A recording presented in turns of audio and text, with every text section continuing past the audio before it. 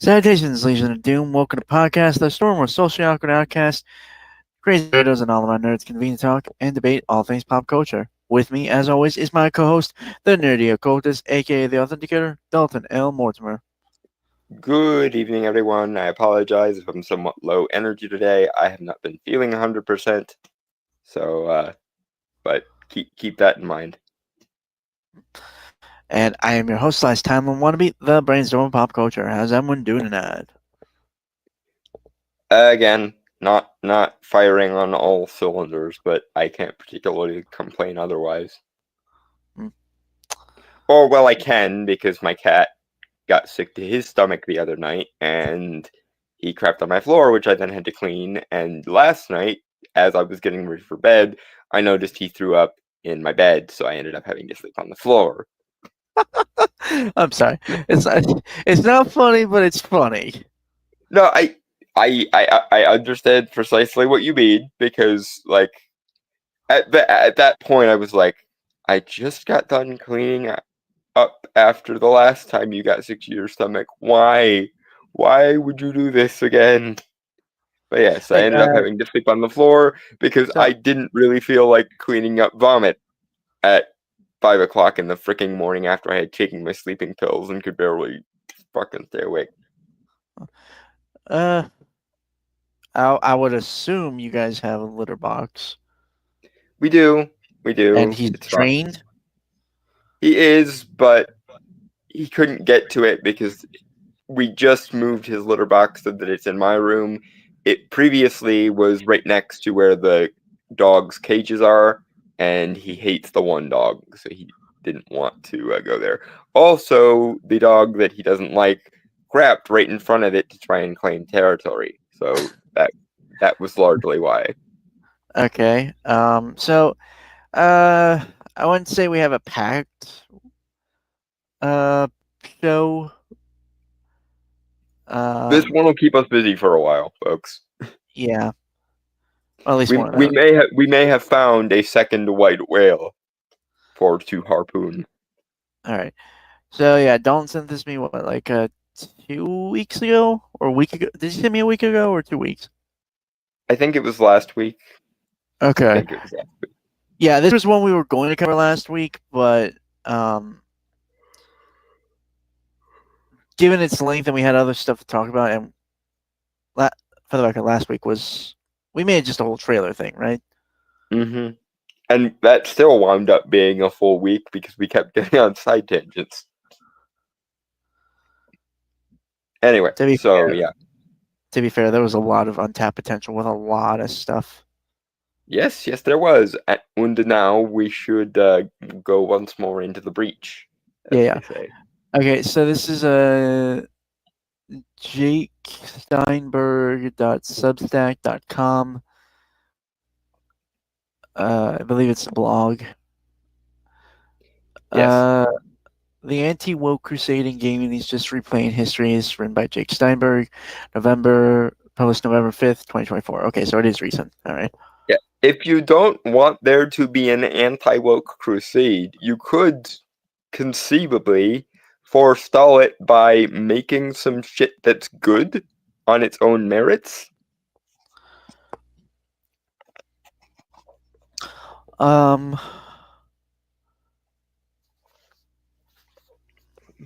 don't really have anything to say right now. Sorry, my phone is bitching at me. This is just not my day. I don't know what's wrong, but for some reason, even though I have it plugged in, it's not staying plugged. Okay, there it goes. It didn't want to be plugged in for a second there. I don't know Okay. why, but it didn't. Shall we? Yes, continue. Alright. I was streaming Dragon Age The Veilguard when someone popped into my chat to declare that the game was, in their esteemed opinion, pushing an agenda. They were fed up with the woke stuff, which in this case meant allowing players to pick their character's gender and sexuality. No, it meant restricting the expression of those characters to quote unquote social justice oriented styles and not letting them play in a more hedonistic or heterocentric style. You see, you guys live in this framework where you think restricting people's options to what you consider moral or worth representing is somehow giving people more options. Whereas actually just letting people play the way they want to play and not steering the player's choices in a particular direction is somehow not freeing them in your guys' framework. This is the hypocrisy people get with you guys is representation for everyone except anyone who disagrees that representation should be central to every aspect of everything, up to and including fuck, my phone is dying. What in the hell?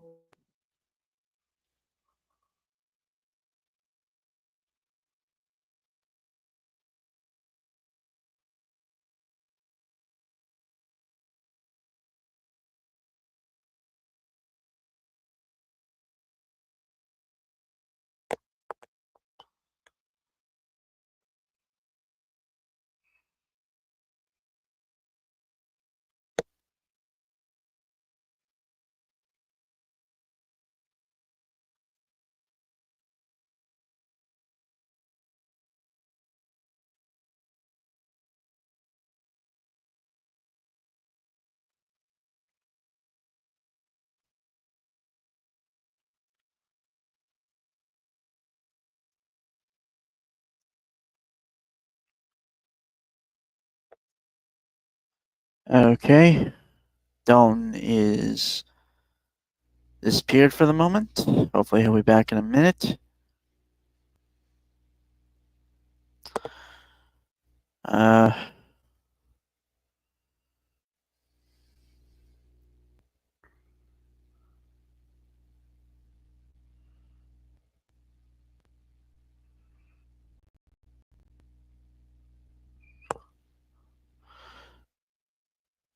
Alright, so this is Sucker for Pain, which is a song from the 2016's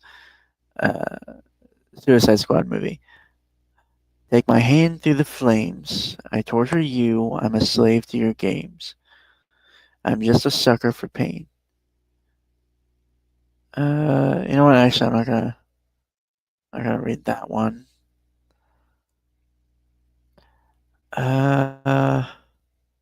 All right, then. Hold on.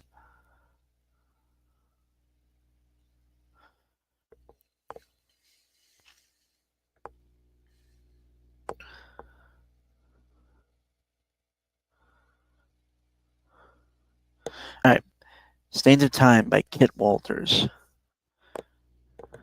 Wash away the anger.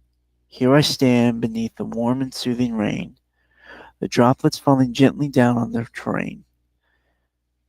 Wash away the sorrow, all the stains of time. But there's no memory, it's only dry inside. In the mud and sinking deeper into a peaceful life, and it will come like a flood of pain, pouring down on me, and it will not let up until the end is here. And it will come through the darkest day in my final hour, and it will never rest until the clouds are clear, until it finds my dreams have disappeared. Okay. Hopefully my phone actually will behave itself this time. I guess after it clicked the last time, it unclicked. So if I disappear again, that's probably what happened. My phone charger is just being an asshole for right now, because when when one thing goes wrong, they all fucking go wrong like a pair of fucking dominoes. Well, alright. Uh, let me reread the thing so you can start over. I think I remember where I left off. The issue of equality for everyone and representation for everyone, except any sort of philosophical disagreement. You can have all of the surface level aesthetic alterations you want, or identitarian decals alterations that you want, but any philosophical difference whatsoever means that you are unpersoned. And this also includes, oh, by the way, you are categorically impelled to believe that art is a means to an end, and that themes and benign diegetic socio-political bullshit is more important than anything about the quality of art. And in fact, the idea of quality of art or meritocracy is a harmful delusion that we have to deprogram people out of. And so we will deliberately make things as aesthetically unpleasing as possible, and then wonder why people get pissed with us. Next. Now, the Veilguard isn't exactly some radical new experiment. It's the latest in a series that's been around for 15 years, and choice has always been the whole point. You pick who you are, right down to what you say, who you trust, who you fight, who you fancy the lot, for as long as Dragon Age has been around. It's been a game about letting players imagine any character they want and go wild with it. Okay? I've never, okay, so What full honesty, I've never played Dragon Age. I think I played one of the first two. I don't remember which.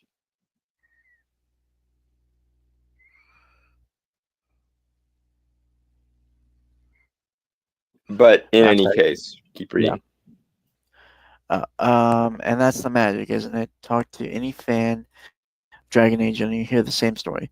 They get completely absorbed in it. You don't just play the game, you inhabit it. And when you're building this character, something as personal as their gender or who they might fall in love with feels like it should be part of the deal.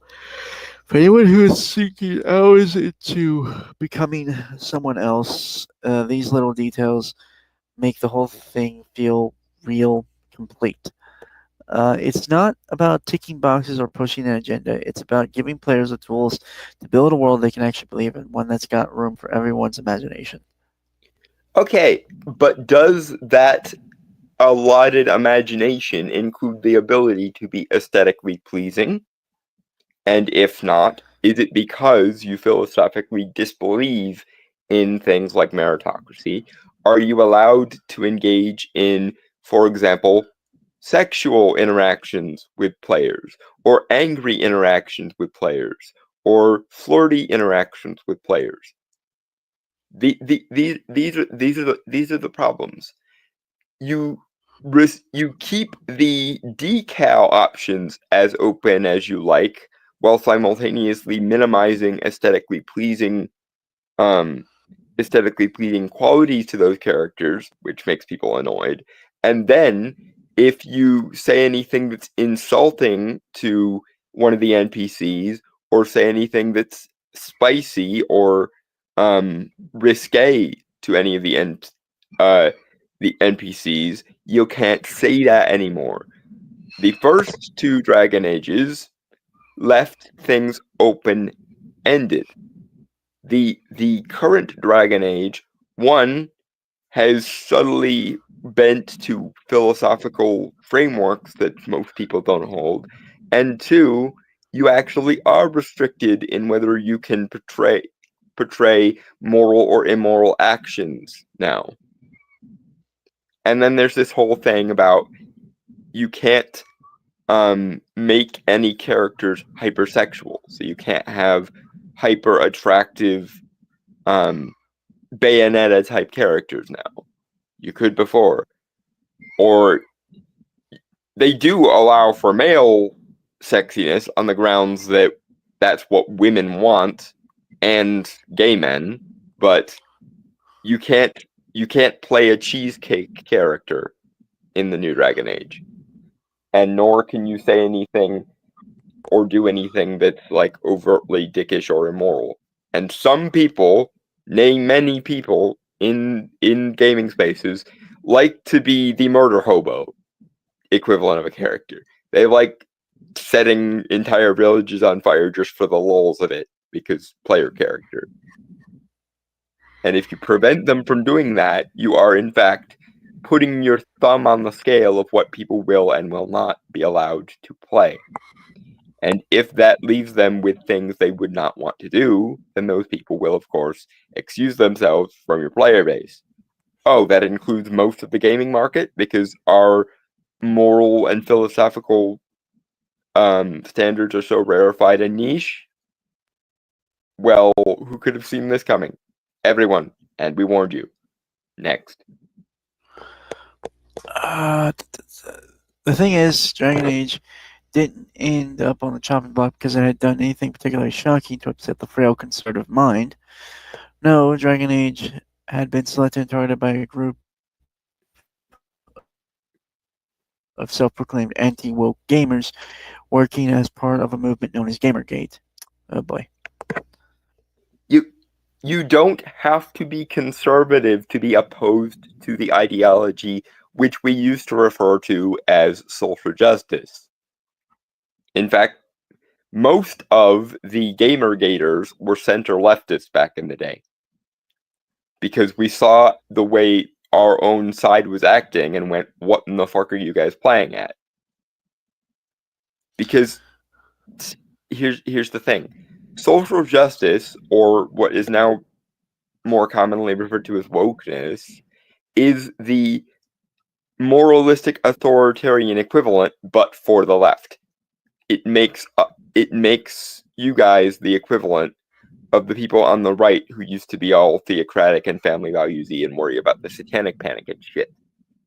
And you don't see the substantive difference between the left of 1991 and the left of 2024, where one of these was all about freedom of expression, pushing boundaries, being irreverent in the face of authority, and one of these is about moral purification, moral grandstanding, and becoming the arbiters of what is quote-unquote acceptable socioculturally. Do you see how those aren't the same thing?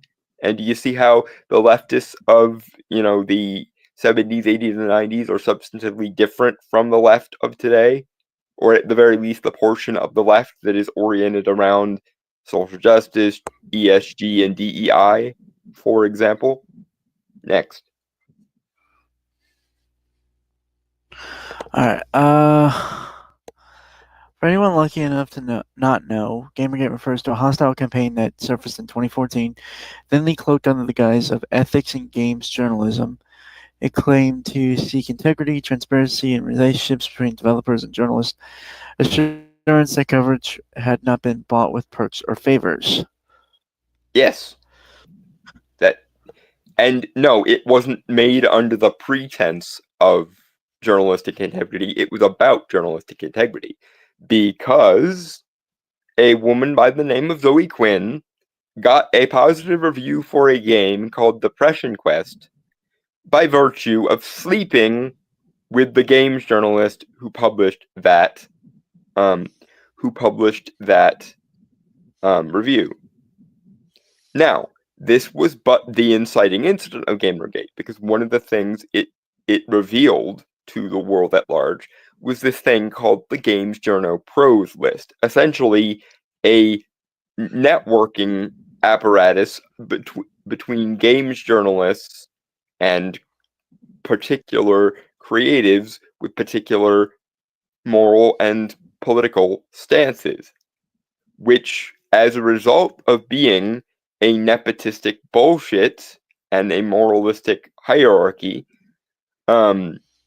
it pissed people off because people wanted their game reviews to be about the merits of the games, when more often than not, gaming slowly but surely became more about the socio-political morality of games, with Wee Quinn, Brianna Wu, and, of course, Anita Sarkeesian.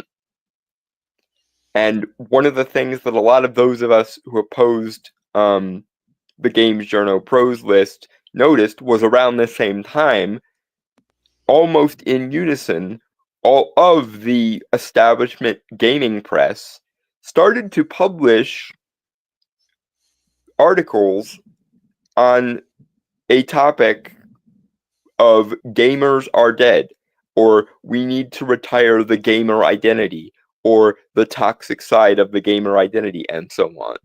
And when putting 2 and 2 together and getting 4, those of us of the more irreverent in the face of authority, those of us who are anti-moralistic or wanting culture and art to be viewed on its internal merits, not external morality, we noticed that this was essentially an attempt by feminism and social justice, or what would one day be called wokeness, to institutionally, ideologically, and morally capture entire industries.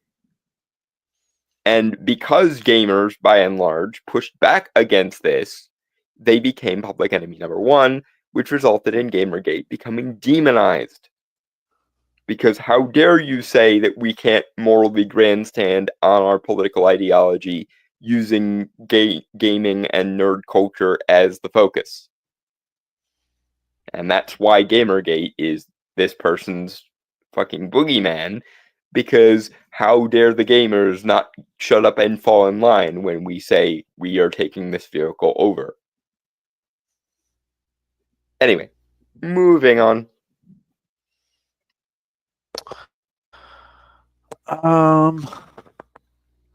At first glance, the call for the gamer's voice to remain untouched by hidden exchanges might seem harmless, even reasonable, but soon enough the movement revealed itself to be a false banner. What was cloaked as concern over conflicts of interest was, in truth, a cry of opposition, one aimed squarely at certain voices, certain bodies, certain lives. Women, people of color, LGBTQ plus voices, all those who had, through resilience and resolve, entered an industry once thought impenetrable.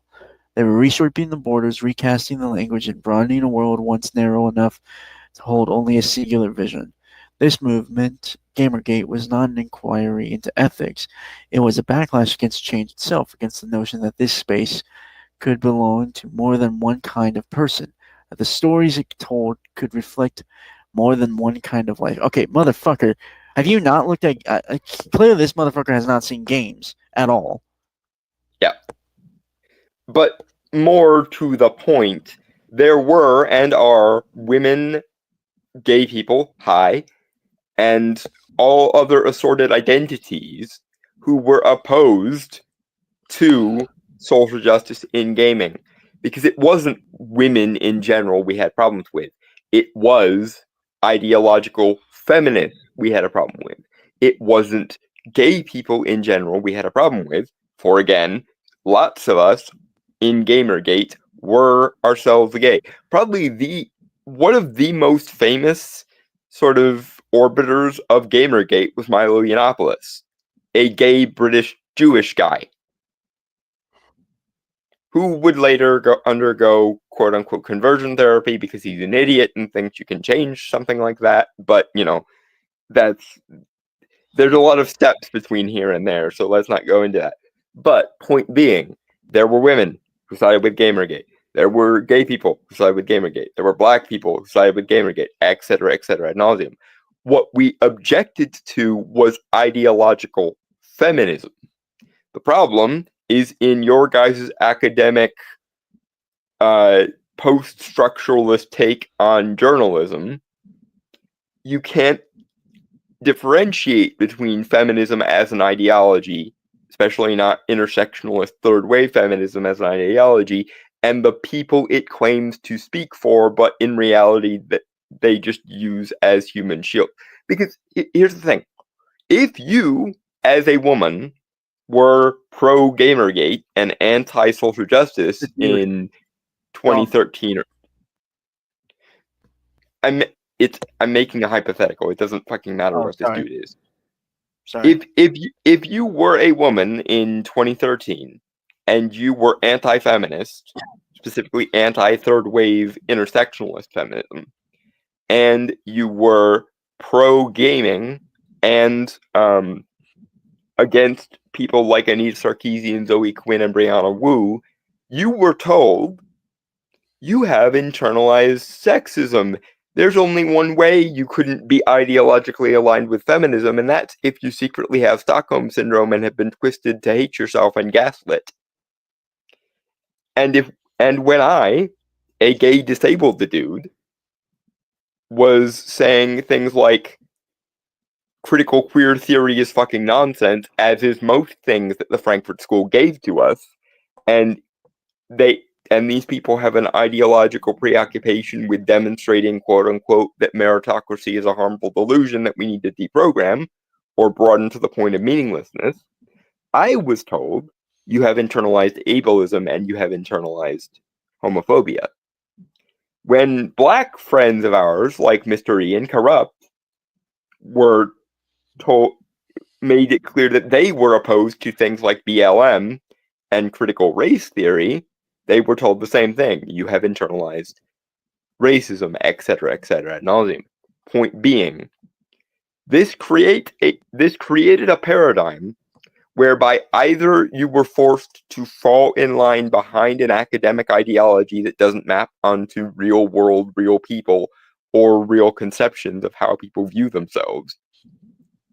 You either had to fall in line behind the ideology, or you were told you have sexual, gender-based, or racial Stockholm Syndrome, and you are being used to diminish your own rights, which basically creates a false dichotomy whereby you either agree with us philosophically, morally, and ideologically, or we're going to invalidate you psychologically and insinuate that you hate yourself. The idea that someone could be of an identity but disagree with the academic preconception of what that identity was, quote unquote, supposed to be, was completely and utterly out of the question for most of the time that Gamergate was, in the works. And that is one of the things that made people like me and people like Mr. E and people like Corrupt essentially become anti-woke in the first place. Because if you are a person of various minority demographics and you don't agree with a neo-Hegelian Frankfurt School infused form of critical theory or postmodern deconstructionalism, you were told that that is the only valid opinion you were allowed to have, and that if you had a contrary opinion, you couldn't possibly have gotten there by reasoning, by individual framework, by your own freaking lived experience, etc. The only option for you was become an embodiment of the academic paradigm that we assume you guys fall under, or we will morally and philosophically invalidate you using psychology by implying that the only people of these demographics who don't side with our ideology are people who are either too stupid or too corrupted to know what's good for them and that secretly hate themselves.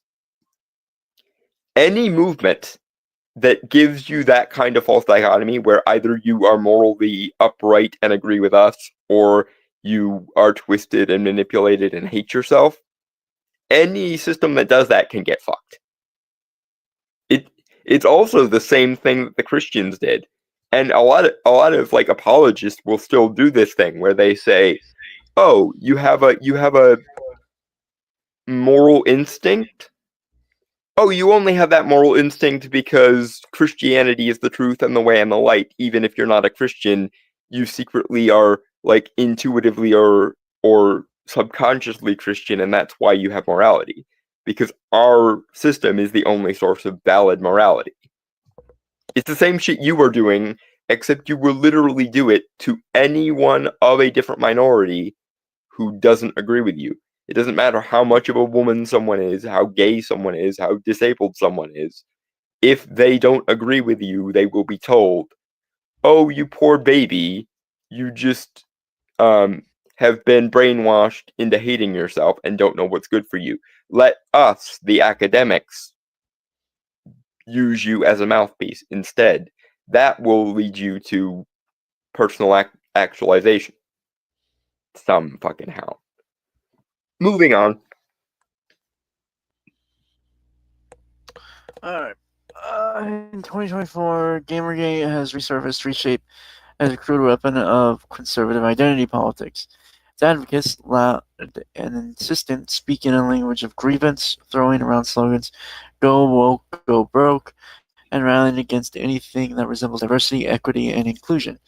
They mark anyone who holds a different view as an enemy. Motherfucker, you're projecting. In their minds, a more diverse gaming world is not progress, but a threat to what they see as personal and sacred. For these gamers, to alter the landscape is to defile it, to contaminate a domain they believe belongs by right to them. What Okay. the Okay, here's the thing. Prior to the advent of this third wave feminist social justice neo-Hegelian Frankfurt School bullshit, there were straight up non-human characters in games. Non-human characters. Therefore, they were allowed to engage on levels that didn't have to link up to any form of human identity. I put it to you that the gaming industry was actually more diverse back then, when it wasn't trying to map onto some philosophical, moral, or political order in reality and try to mimic it somehow. Because here's the thing. So many settings that the social justice wave came through were actually more diverse to begin with. Because, taking another famous example, let's take Star Wars as an example. Star Wars, prior to the social justification of Star Wars, had characters like the Hutts, had characters like the Kaminoans, had characters like Yoda's race, etc., ad nauseum, who were straight up non-human. And I don't know how you define I do know how you define the word diverse, but it's immaterial. Regardless of how you define the word diverse, any setting that allows people to engage with non-human characters is by definition more diverse than a setting that only allows you to engage with human characters or stand-ins for human characters. Because this is the other thing. Taking another example, Dungeons and Dragons. Prior to the social justification of Dungeons and Dragons, orcs were operating on their own internally consistent logic within the world of Dungeons and Dragons. Now, though, people like that dickhead from Extra Credits will say that orcs were born out of black racial stereotypes, and therefore we need to make orcs a better stand-in for black people, or Hispanics, or anyone else that we define to be person of color enough. And it doesn't occur to you that it would have simply been better for everyone involved if you let the setting operate by its own internal logic first and foremost, and politics if and when it ever comes up. But no, instead, what happens is the world actually gets more simplified and the world building gets unmade. Because, and this is one of the other things, social justice does not simply mean advocating for minorities or women or whatever the fuck else. It is an ideology that has its roots in neo-Hegelianism and the Frankfurt School, and in particular a post-structural approach to art. And as a result, baked into its premises is the idea that things like meritocracy, logic, internal consistency, characterization as a separate thing from the real world, etc. All of that is either foolishness or it is actually morally harmful. There are actual neo-Hegelian Frankfurt School types, the critical theorists, who will say meritocracy is just a word that the white hetero capitalist patriarchy came up with to make their views seem more realistic than other views.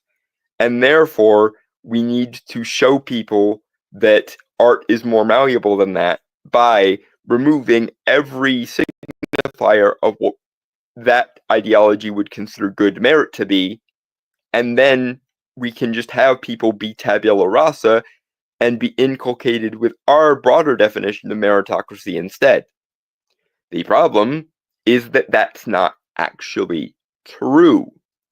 Quite a lot of meritocracy is rooted in things like evolutionary psychology and evolutionary biology, and as a result is not socially informed, or at least is not primarily socially informed. There are, of course, social elements to all things, but the premise of the critical theorists is essentially that almost all aspects of a society are entirely self-contained within those social elements and have no meaningful correlation with anything in the objective world, i.e. that there's no actual distinguishing merit for a meritocracy to be based on.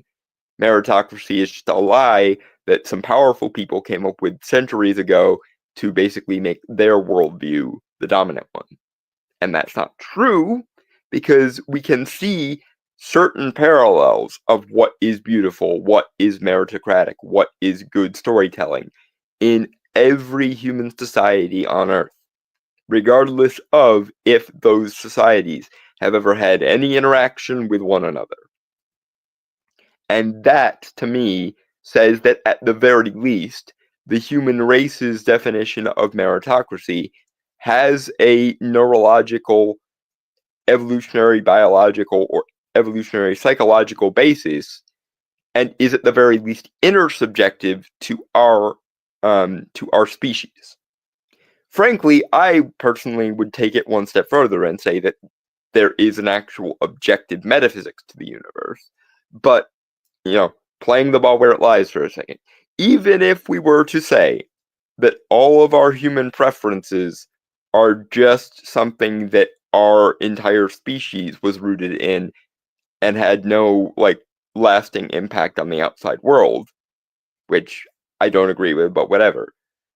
Well, the fundamental thing here is we are humans, and until evolutionary pressures change the way we breed and therefore change the way we fuck and therefore change the way we manifest as creatures, until some factor alters the way that human beings were during the Stone Age, we will keep being variations on that same species from the Stone Age, post-hominid wars. And one of the things humanity definitely has going for it is we are a very, very, very productive species. That's why we are the species that has things like complex language, complex architecture, complex civilization in general, abstract modes of thinking like philosophy and politics.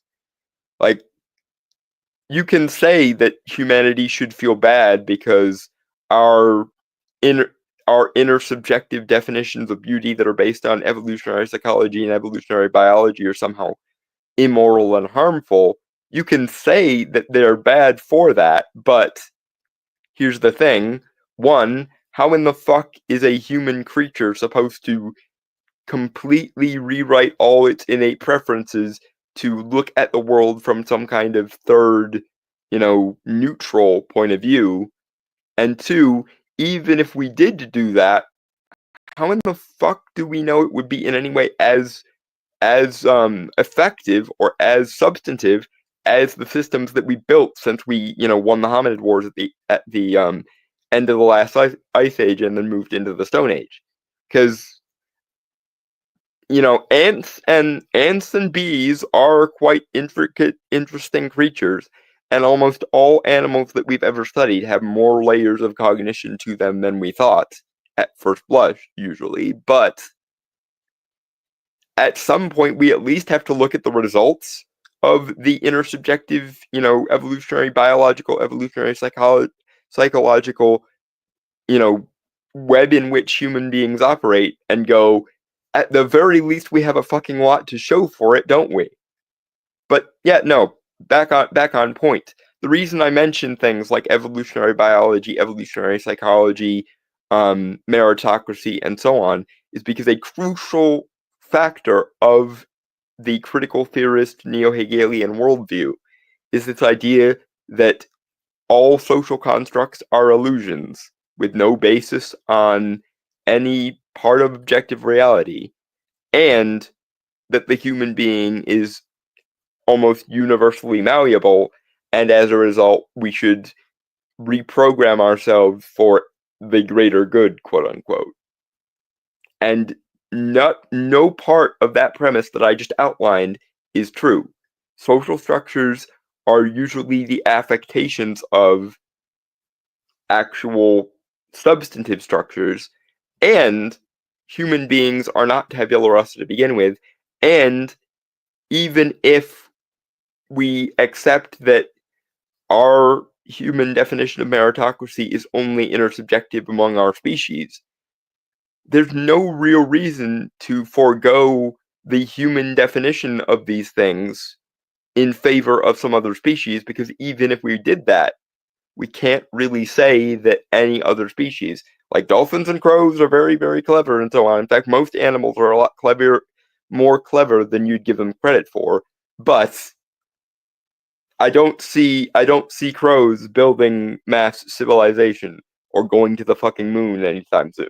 That may be the case in a few, 100 million years or so, and maybe then we'll start losing the battle of fucking to other species. But so far, insects perhaps being the one exception, human beings are winning at evolution in every single metric we can tell so far. Moving on.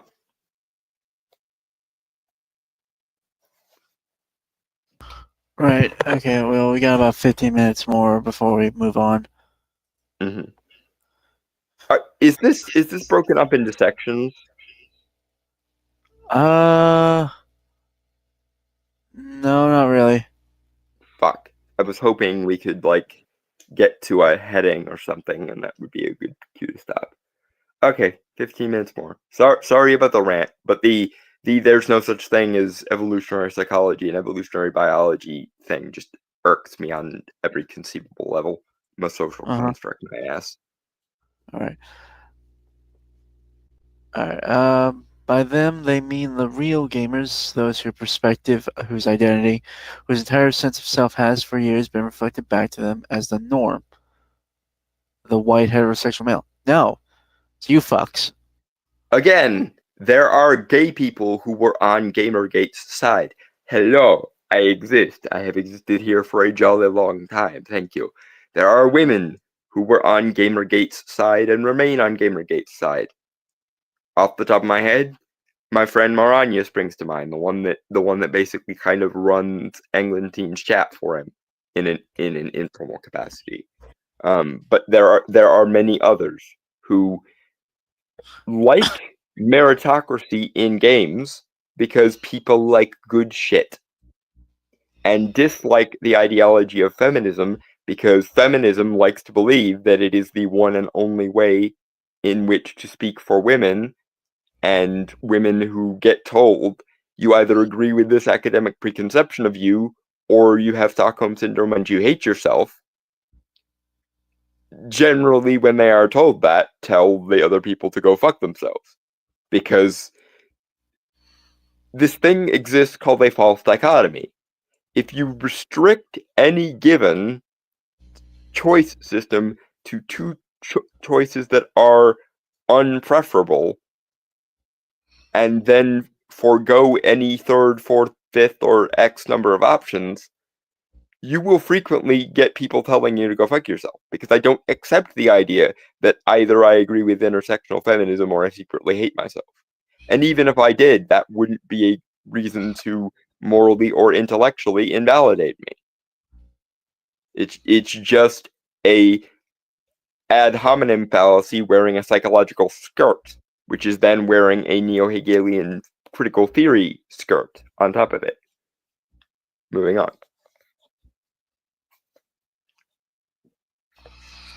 All right.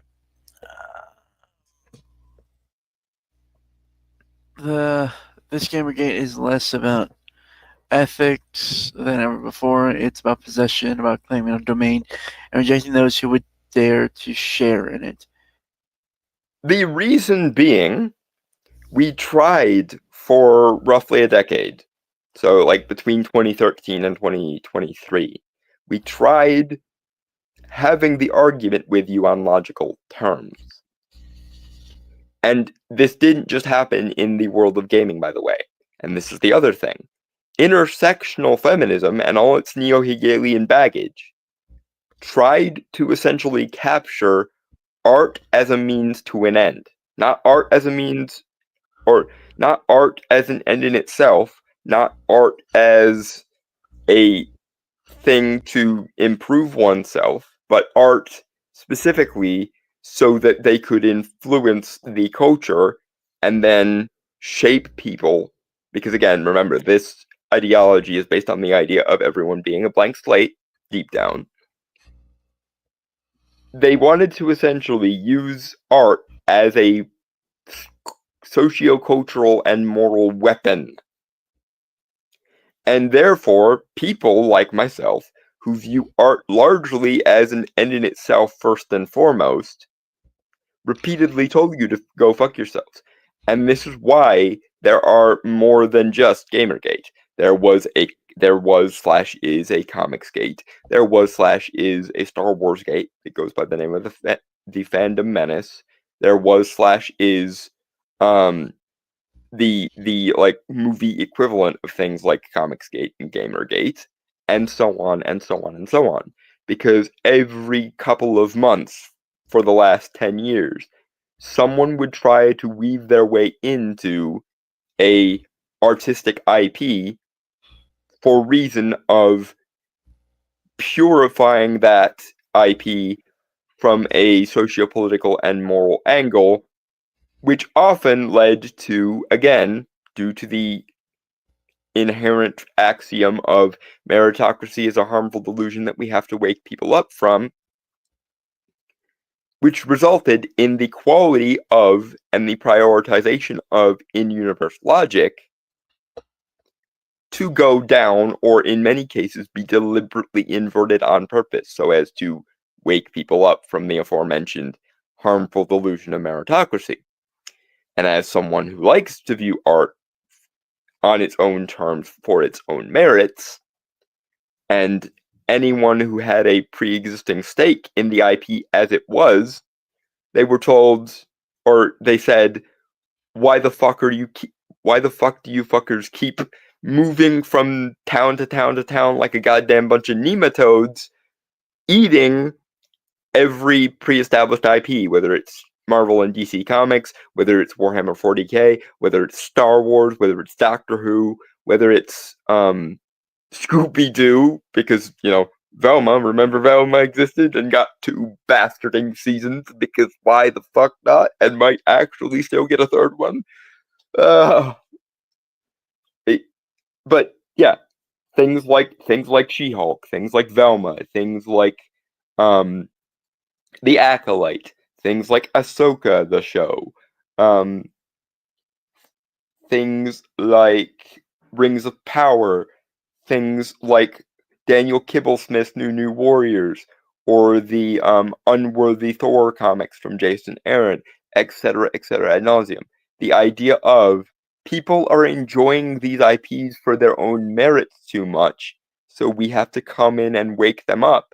And then we have to morally and sociopolitically purify them so that we can make a better world using them. And only childish morons care about things like in-universe logic, in-universe reasoning, or consistency of character. Because doesn't every quote-unquote true intellectual know that art is a socio-political and moral means to an end, and the only thing that matters are things like monodiegesis and methemes? It's that attitude. It's that attitude of art doesn't real, art is a weapon, that gets on everyone's ass, and that's why there are so many sort of pseudo Gamergates, whether it be Comicsgate, whether it be the Fandom Menace, whether it be Warhammer and people like Arch and so on, because you keep showing up to pre-established IPs going, sit down and shut the fuck up, we're going to strap you into this Ludovico technique chair here and wake you up from the harmful delusion you've been under. And then people go, but that means you'll have to destroy all the shit I like. How dare you? I am going to fight you. And you guys look at that and go, how stupid / evil / brainwashed do these people have to be to actually want to fight progress? Derp. Moving on.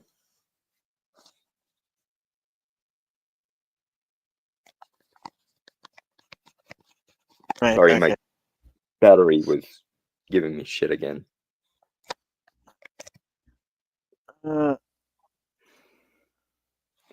Sorry. I'm just stretching real quick.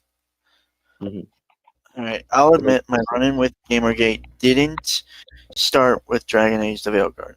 This year, thanks to my progressive views, I've become one of their targets. I was one of the first people tagged on a ridiculous hate list, curiously called Kotaku Detected. A list that exists for no other reason than to direct harassment at everyone on it. The site's mission statement alone is enough to make your head hurt. It's a big, blustery declaration, all bark and no bite, revealing more about the weakness of its adherents than any purported strength. Okay. No, my I'm gonna dear, again. Sorry. Go ahead. I wanted to read what they were mentioning, so we have the context of what they mean by that. And yeah, okay. And for the record, after Dalton's, I don't want to say rebuttal. Thank you. Yeah. We're gonna call it for this article and then move on. Again, okay. we will make of this our new white whale probably. Yeah. Kotaku Detected, list of folks who have worked, or are friends with Kotaku and beyond. Kotaku has turned into a more all-encompassing word for everything wrong with the video game industry. This page aims to become a comprehensive directory of individuals who work, have worked, or in some way related to Kotaku or other game companies that have become websites that have historically shown to care more about pushing activist agendas and narratives instead of conversations about video games. The initial sections of these pages include some of the worst writers, editors, and others who have contributed to the downfall of games journalism over the years for various reasons. Each entry provides relevant information for further research, including their roles, articles, and/or linked video or tweet explanations. Whether you're a researcher, enthusiast, or industry professional, this resource is designed to spotlight the people behind Kotaku's content and hold them accountable for their actions. For those who do not appear on the list, they have not committed any awful behavior publicly, yet. Consider this a curation group, citing facts as my personal opinions. Your opinion may vary. All information provided on this page is sourced from easily located, publicly available information. Okay. See, here's the thing. You did this thing again where you're acting as though they're the weird ones for interacting with you, even though that mission statement basically just outlined to me they're judging you based on a combination of the fact that Kotaku as a company has been institutionally captured, which is another fixture of neo-Hegelian critical theory, social justice, and postmodern deconstructionalism, the idea that you have to infiltrate a company or an IP or a world from the from like the bottom up and the top down to basically make sure that your philosophical framework is the only one that's dealt with because you believe your philosophical framework is the only one that exists. But again, much like it wasn't the fact that Zoe Quinn, Brianna Wu, and Anita Sarkeesian were female that got them a bunch of hate. It was their beliefs, their philosophical frameworks, and their actions. The fact that they all believed in an ideology that is variously called social justice, woke, neo-Hegelian critical theory, or ESG/DEI. You do know that someone can be a woman without being a feminist, right? You do know that someone can be gay without being in favor of LGBTQ activism, right? You wouldn't dehumanize those minorities you claim to love so much as and when they have individuated philosophical or political beliefs, would you? Oh wait, no, you would do exactly that because that's exactly what internalized X prejudice does. It says, don't listen to that person. They're just insane/brainwashed and have been turned against their own best interests. We the academic activists, will decide what is best for gay people, black people, women, disabled people, etc. ad nauseum. Even though there are a bunch of gay people, black people, women, etc. ad nauseum that disagree with us and can actually make arguments as to why they disagree with us, we are just going to assume that they either are too stupid, too evil, too brainwashed, or too gaslit to realize how wrong they are. Do you not see how disingenuous that is, and how much it makes anyone of an individualistic leaning in any of those groups pissed right the fuck off? It's either jump in this bucket we prepared for you, or you'll be thrown out with the trash. That's the only option you gave people with diversity credentials. It's either this mass of pseudo academic bullshit speaks for you, or you just don't know any better. But nevertheless, that means I'm not going to pay attention to you because I don't want to waste time talking to crazy people. Do you see how awful and ironically patriarchal that actually is? If you only accept the behavior of gay people, black people, women, etc., so long as they're, quote, one of the good ones.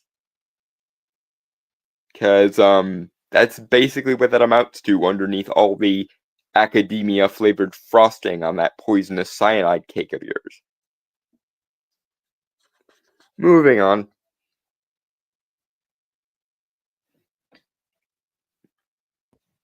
All right. So the next one, again, Dalton sent me this from today.ugov.com. A few Americans regularly use social justice terms such as anti-racism and toxic masculinity. It's written by Taylor Orth, published November 19th, 2024. Okay. I'm pretty sure this was published because they tried to figure out why they were wrong about the recent election, and this was the best they could do. Okay. Moving on. All right. Some observers have suggested that Democrats' approach to social justice issues, and more particularly the language surrounding them, is at least partially responsible for Donald Trump's win against Kamala Harris in the 2024 presidential election. One recent YouGov survey found that a majority of Americans, 57%, say that political correctness or being woke played a very or somewhat important role in the outcome of the 2024 presidential election. Long story short, yes. For exactly the same reasons that George Bush's approach to warmongering in the early 2000s turned off a lot of people, or the Satanic Panic or the Red Scare turned off a lot of people in the 70s, 80s, and 90s. Because when you make this sort of this kind of moral apologetics the key feature of your movement or your side of politics, anyone who is in favor of populism, libertarianism, or irreverence in the face of authority is going to balk at that. Because people who want freedom of expression get very, very pissy when someone gives them a moral or socio-political reason as to why they can't express that opinion because it's immoral, don't you know? The difference is back in the 70s, 80s, and 90s, the left was the party of freedom of expression because it was the overbearing, evangelical, warmongering, theocratic establishment of the right that was the face of moralistic authoritarianism. The Helen Lovejoys, the Bible thumpers, the Ned Flanderses, etc. The suburban moms and PTA dictators and so on. They used to be the face of every different kind of expression stifling moral meddling, and so those in favor of freedom of expression, populism, libertarianism, and irreverence went to the left because the right was the peak of the moral order at the time, and it was being a bunch of stifling dickheads. And now, it is the left who are being the moralistically authoritarian, censorious twats, and so a lot of people coming up in this environment, several Gen Xers, several millennials, at least probably about half of Gen Z, and it looks at the moment like it might end up being most of Gen Alpha, are reacting to social justice in exactly the same way as those of us on the left reacted to moralistically authoritarian, evangelical, quote-unquote, family values. And it baffles me that no one on the Democratic side of things or the leftist side of things has put two and two together, or at least not enough of them have put two and two together, so as to try and push things in their favor again. Because here's the truth. Most of the young people want freedom of expression because they want to figure out where the boundaries are for themselves and their loved ones when they're young. And most people who are in favor of freedom of expression will not be told you can't say that because it's socio-politically immoral or something. And if your side is the side that says that to people, prepare to have your shit kicked in. The second they went from video games, music, comics, etc. are demonic to video games, comics, movies, etc. are toxic and incelish, it's no surprise that that's when those of us in favor of freedom of expression went, oh, I thought the left was where I belonged because the left used to be the ones in favor of freedom of expression. They're not anymore. Now I have to find somewhere that aligns better with my principles. And wouldn't you know it, in a system controlled largely by the left, normatively speaking, the right starts to look very attractive because the right starts to sound very, very pro freedom of expression and or like populism and libertarianism. The left could counter this by also being populist, libertarian, and irreverent in the face of authority, but it's their authority that they're trying to maintain, and so large sums of them won't. Ain't that funny? Moving on.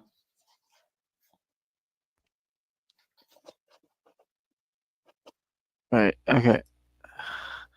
Now, familiar are Americans with this type of terminology, which has been classified at various points as woke, politically correct, social justice oriented, or related to diversity, equity, and inclusion.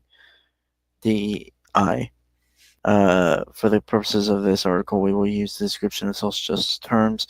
In a new survey, we investigate this question, asking Americans whether they use, know about, or have heard of 30 social justice oriented terms. Many of them relatively new and associated with current political movements, and some older, though still parts of certain kinds of political discourse. I kind of wish there was a variable in this study for how many people know about and use social justice terms, but use them like mockingly to dunk on the concept of social justice, because that would also be an interesting variable, I'm assuming, if we did check for that. Because I imagine that even most of the people who do use social justice terms use them ironically or to mock the people who use them for sincere reasons. Or quote unquote academically sanctioned reasons, I guess is a better way of putting it. Because of course, in postmodern deconstructionalism, sincerity is the devil, much like meritocracy. Moving on. Alright, give me one sec. Okay. The results show that many headline-grabbing, social justice-oriented words and phrases are not part of most Americans' everyday vocabularies. Yeah, no shit. Just like back in the day when we were living under the aftermath of the Red Scare and the Satanic Panic and the Bush War years, most people only used that kind of family values language to mock the people who used it. And that's why I wonder if they had checked to see how many people who know about this use it to mock the people who actually unironically use it, what those numbers would be like. Because I use a bunch of social justice terms a lot, either because I'm arguing against social justice or if I'm mocking it. Moving on. Alright, among the 30 terms included in the survey, the one that Americans most often say they use regularly, safe space, is only used often by 1 in 5, 20%. Other terms included that Americans are most likely to say they regularly use are woke, 19%, lived experience, 16%, white privilege, 15%, and body positivity, 15%. Fewer than 15% of Americans say they frequently use each of the other 25 terms asked about. Kind of wish we had a list of all the terms just so we would know them. I think we'll probably get it later on in the article. But again, like I said, I wish this study had checked for how many people who use it ironically to dunk on the people who use it in earnest, I guess is the best way of putting it. Because again, when you're a neo-Hegelian critical theorist, sincerity and meritocracy are the devil. So you can't do anything unironically or sincerely. Anyway, moving on. Alright, even in particular, social justice terms aren't widely used by the public. They could still have important political implications, and while the terms we asked about are often spoken by Americans, 16 out of the 30 terms are known by a majority of Americans. Or, looking at it another way, on average, Americans know 16 of the 30 terms, and 92% know at least one. And majority say they have at least heard of 27 of the terms, counting people who know the terms without knowing the meanings. At least recognized terms are the least recognized terms are heteronormity, uh, misogynoir, and BIPOC. Fewer than half say they've heard of each. Okay, I've never heard of misogynoir. I have. It's when a black woman feels she's been prejudiced, um, Oh my or god, denied something for really? prejudice reasons. Yeah, because the I know. misogyny comes from misogyny, and the noir No, I is get it. I black. get it. I'm just Yeah, really. it's prejudice specifically against black women, apparently, because of infighting. I'm sorry. Wouldn't that just be just? I mean, that's just misogyny and racism. That's I don't. Yeah, but they wanted to have their own word, so misogynoir it is.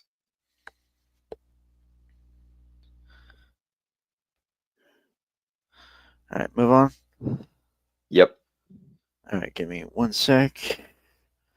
Just checking something on my phone real quick. Uh, okay. Regular use of social justice oriented language is more common among Democrats than among Republicans, but that doesn't mean that most Democrats regularly use any other terms. None of the 30 terms included in the survey are frequently used by even 1/3 of Democrats. The largest share of Democrats, 26%, say that they regularly use the terms safe space or white privilege. Shocker. Other terms included in the survey, Republicans are most likely to say they regularly use the terms woke, 17% say they do, and safe space, 17%. Only slightly more Democrats, 23%, than Republicans say they often use the term woke. Many of the least commonly used terms, including Latinx, oh my, fuck off with that shit. I I I knew I knew that reaction was coming. Hispanic or Latino, motherfucker. Those actually sound like fucking words. Well, because they actually are. Because in Spanish, much like all the other Romance languages, including Latin, you can change the gender of a word by changing the suffix. So that's why Latinos are male people of Hispanic origin, and Latinas are women of Hispanic origin. Okay, including Latinx, intersectionality, and restorative justice are used by small shares of both Democrats and Republicans. Fewer than 9% of each group use these terms. Americans' use of social justice language varies by age, education, and race. Most terms included in the survey are more often used by younger adults than by older ones, and Americans with a college degree are more likely than people without a degree to use the terms frequently. Surprise, surprise. Yeah, because it's academic, elitist, moral aristocracy bullshit. And that's why I wish there was a variable in this study of how many people who know those terms use them with a validating aspect, i.e., the people who think that those terms should be used for framework reasons, and how many of them use those terms specifically in order to mock and deride them. Because I almost think that, now again, I don't have data on this because the data has not been provided accordingly, but if I had to hazard a hypothesis, you could probably cut most of these numbers in half as to how many people use them with regards to thinking they're valid to be used and how many people use them to mock them. I even think if you took into account how many people were using them to mock the very concept of them, you might wind up with a number closer to 2/3 of people who use them derisively rather than validatingly. But again, unless this study gives us more data, I don't know how to validate that. Moving on. All right. What was that? Okay. With the sample sizes of Black and Hispanic Americans. Bless you. Thank you. With the sample sizes of Black and Hispanic Americans in the survey are relatively small, there are some significant racial and ethnic differences. For example, compared to white Americans, Black Americans are more likely to say they regularly use the term safe space, white privilege, and body positivity. Yeah, because rich white cunts get academically inculcated into an ideology, and then they prance around using their academic and fucking moral jargon all over the fucking place. Huh. Just because it's a minority of people doesn't mean that that minority is discriminated against. It very much seems like it's the aristocracy who can be asked to learn this shit. And I think the numbers would be even smaller if you took into account whether people used it positively or negatively, i.e., to affirm the framework of social justice or to mock the framework of social justice. Because my guess is the actual numbers are probably in the single-digit percentage range on all the accounts with regards to how many people use it, assuming that that's a valid framework to use. Because a lot of people who use it, I guarantee you, use those words either critically so as to argue with social justice or mockingly so as to invalidate social justice. As well it should, because social justice is bullshit. And as you just heard, when my very, very Hispanic friend heard the term Latinx, quite a lot of the alleged minorities that these academic institutions try to speak on the behalf of hate their fucking guts, which explains why so many Latinos and Black people voted for Trump this last election, because they don't like being BLM'd and Latinxed to all the freaking time. While you're loading that trailer, I'm gonna try to go to the bathroom again because my stomach is starting to kill me, and usually that means I'm about to need to use the bathroom. All right. I'll be back. Fuck. Oh, I was hitting the wrong. I meant to get my camera. I was hitting the chat icon.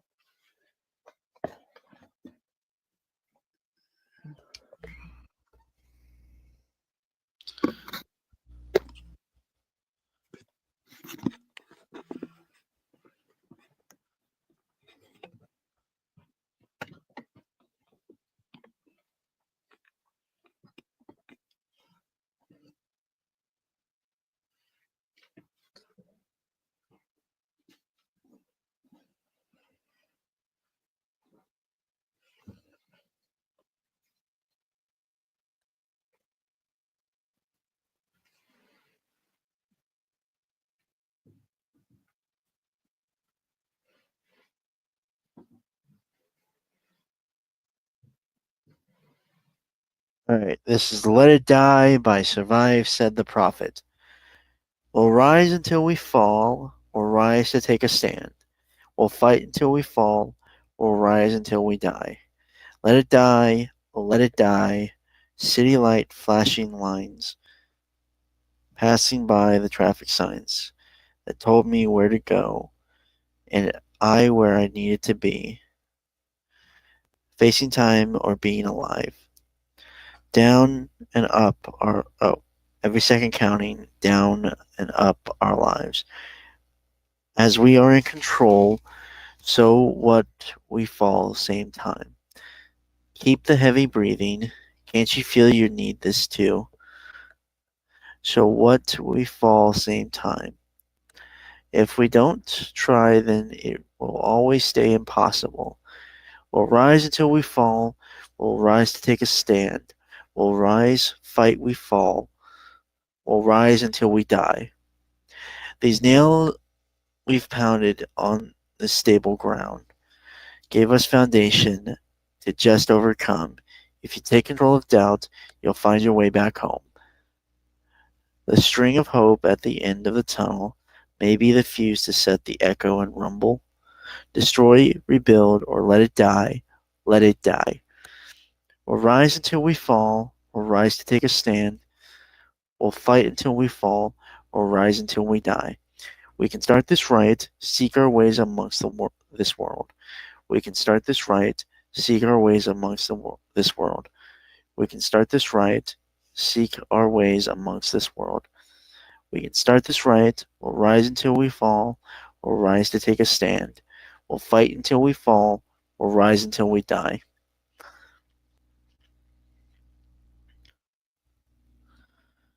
Alright. Next is Break Through It All by Tomoya Otani. Probably butchered that name and I do apologize. Don't look down, don't look down. I've been here waiting for the longest time. I can't believe it's real. You lose the battles that you'll never fight. Can't hide from what you feel. Come on, no more compromise. This is do or die, and now you've crossed the line. You'll wake the beast inside.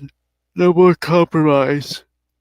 This is do or die. I'll warn you one last time. You'll wake the beast inside. You'll wake the beast inside. You'll wake the beast inside. Don't look down. Don't look down. So break through it all and don't look down.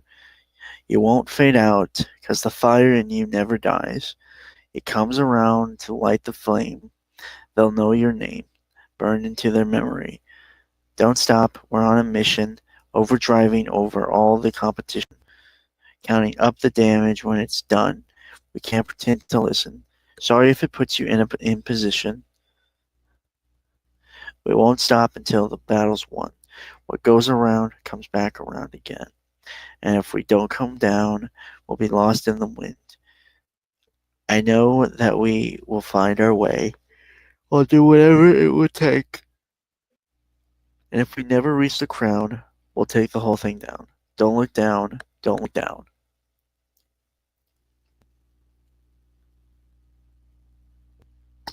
Reclaim by Divide Music. I was afraid I lost them. All the times that I would waste away, calling out their names, but no one came. But I kept waiting, barely holding on. My world's been fading. The people pay the price to keep them in a vice. I see it day and night. We're just the cost. So you can't tell me what you are. I can see right through. No hiding those scars. I'm not waiting. Underground and city streets are plagued by curses born beneath. The minds that turn to devil's teeth with cards to cheat under their sleeves. I've watched the rise, I've seen the fall. I've witnessed leaders lose control. I've walked away to search for answers. In the dark, the night grew faster. People pay the price to keep them in a vice. I see it day and night. We're just the cost. So you can't tell me what you are. I can see right through. No hiding those scars. I'm not waiting. So you can't tell me what you are. I can see right through. No hiding those scars. I'm not waiting. I'll be watching, waiting in the dark. I will strike the fear into their hearts. Not a face to blame, but they will know the name. Let them rot inside a cell with broken bones. Be the first to cast the final stone. Reclaim what you've stained.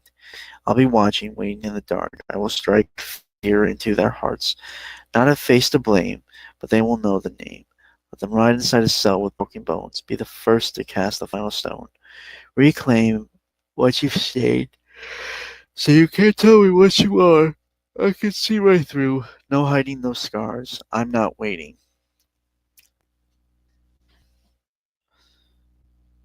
Witnesses and Criminals by Spiritual Machines. We're witnesses and criminals. We don't leave it alone. Our world is our prison. We will run it hard and cold. Sound and light will be our might. If we don't break, we will be all right. Save the mass exodus from what they have become. Eye for an eye for an eye. Eye for an eye for an eye. For an eye for an eye. We are the murdering murderers. It's not enough to put them back in their cage. Hold them down and quiet their rage. Shed your doubt and let the punishment out. Down, shut them down. We're witnesses and criminals. We love it, we love it. We're witnesses and criminals. We own it, we own it. I can't save myself alone.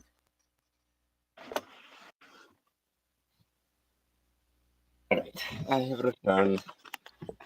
Okay, good. I mean, I had a lot of stuff to read in case. Mm-hmm.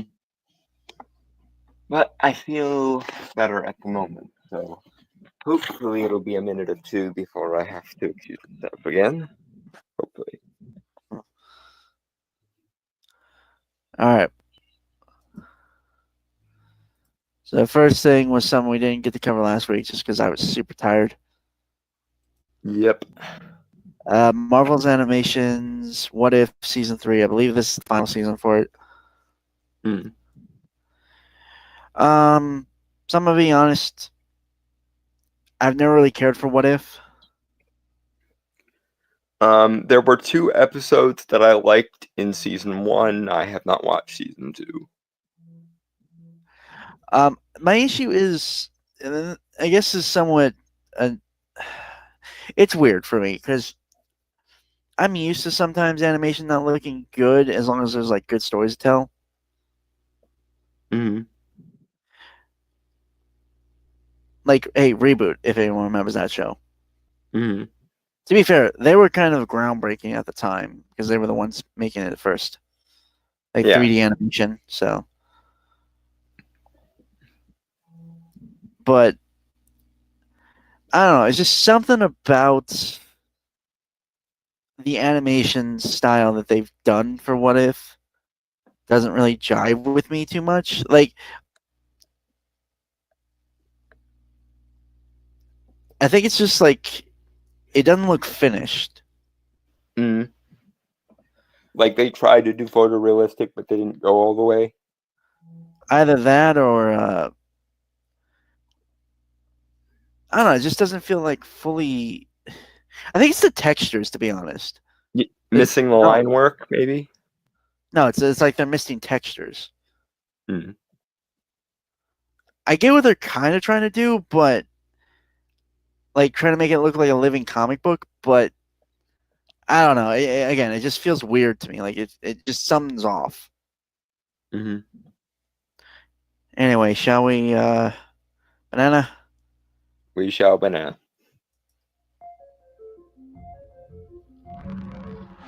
Come through, okay? Yep. It's alright. Let's begin. Up for an adventure? Always.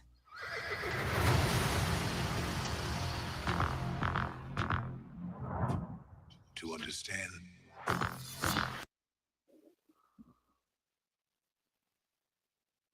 This feels okay. This is weird to me. This feels like this should have been the first season instead, because it does.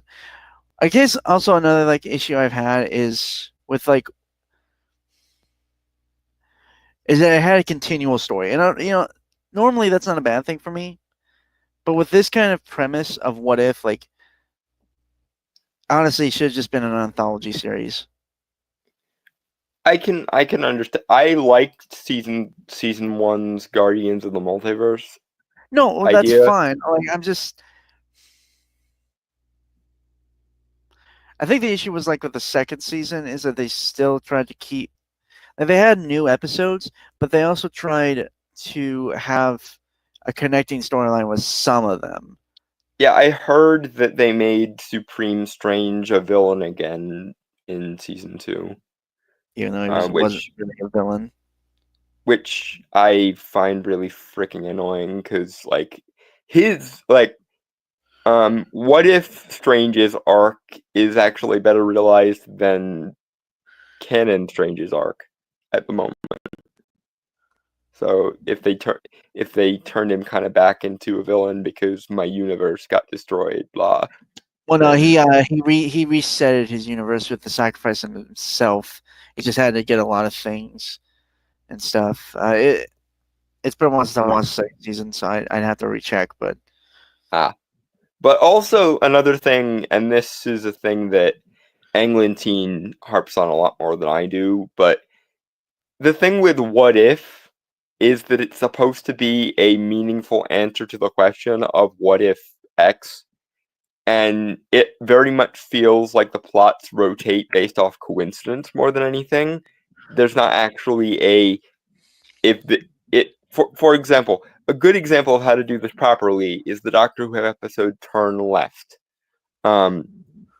When Donna Noble is attacked by this like scorpion-looking demigod thing, and it makes her turn right instead of left. You actually get some explanation as to how this domino hits this domino, and then this domino, and then this domino. Right. But That's in fair. What If, in What If the comic series too, they did a lot of legwork as to explaining how you got from A to B.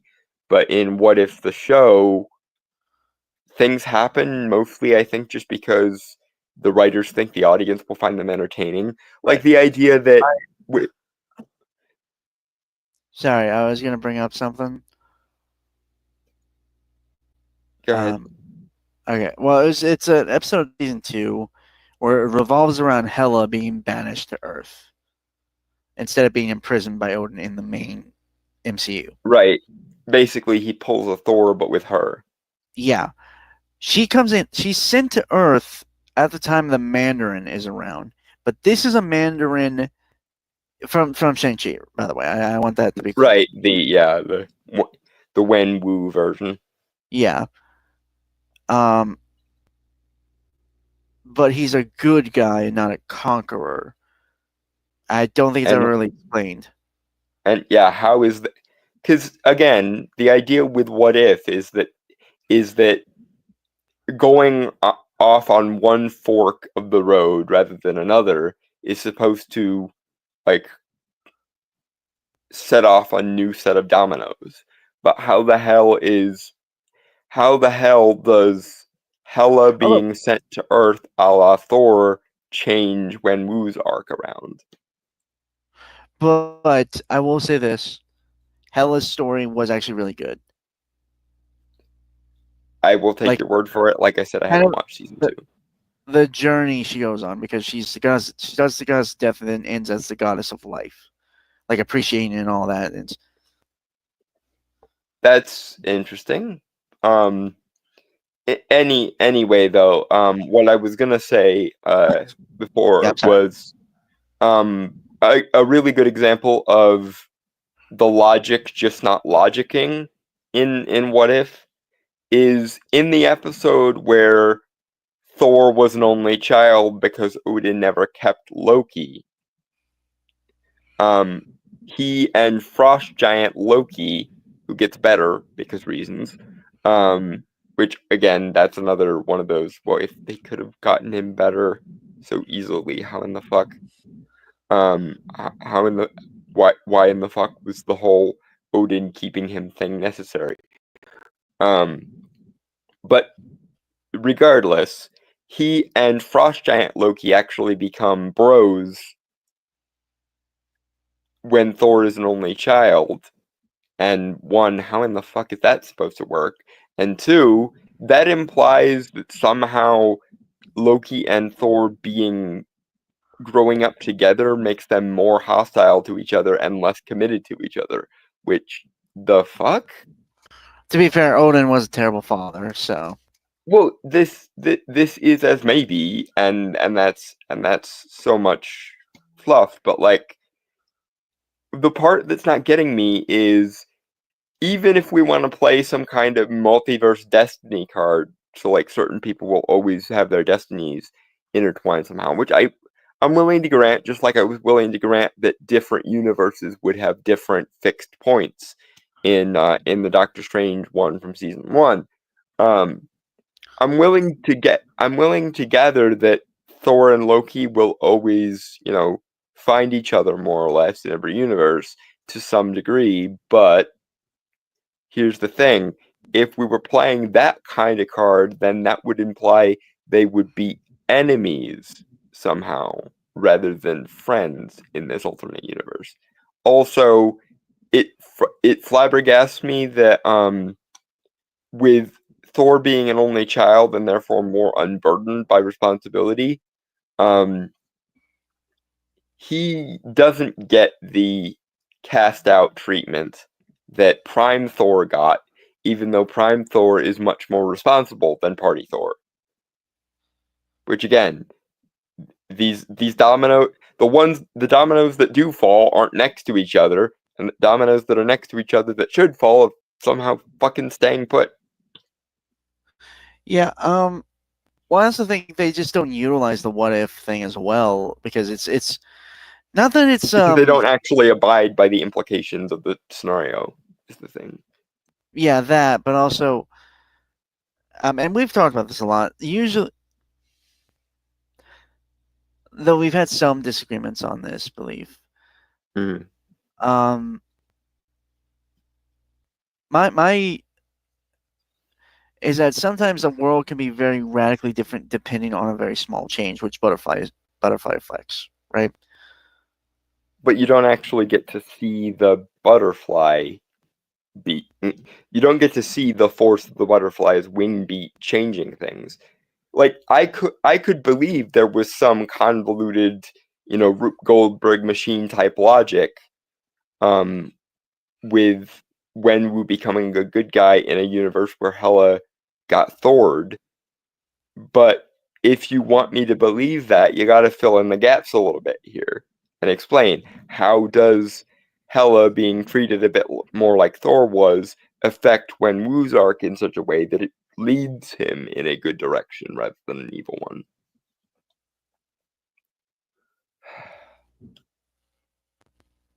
If you want to make changes other than the base premise, you have to make some effort to try and relate the changes you want to make to the base premise.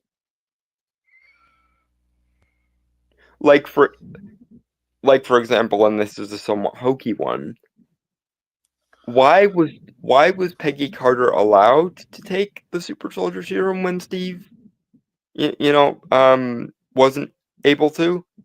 Because the what if scenario that would have made the most sense, given the Prime timeline and the alterations to the Prime timeline that this timeline makes, is General K from Men in Black there, whose name I don't remember, but the asshole general probably would have suggested the big brute dude again, and we could have seen him become Captain America, which of course would have resulted in a much more nihilistic version of Captain America because, as Erskine says, good becomes great, bad becomes worse. Although it would have been interesting to see his arc of becoming a more heroic version, because to me that would logically seem like the story. Assuming that's where it goes, I assume it would have just gone similar to Red Skull, because again, good becomes great, bad becomes worse. And Erskine literally vetoed him on the grounds that I know what happens when someone who's a dickhead gets this serum, and I can tell this guy's already a bully, so fuck him. That's why he's so hyperfixated on we need someone purer than Riven Snow, so that what gets amplified is good rather than evil.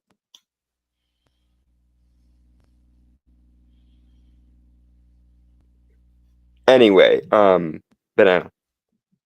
Yeah, give me 1 sec.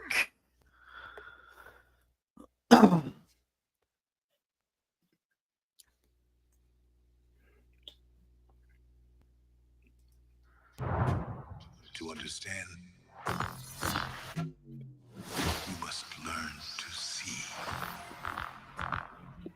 What exactly are you proposing? It's showtime. Here we go!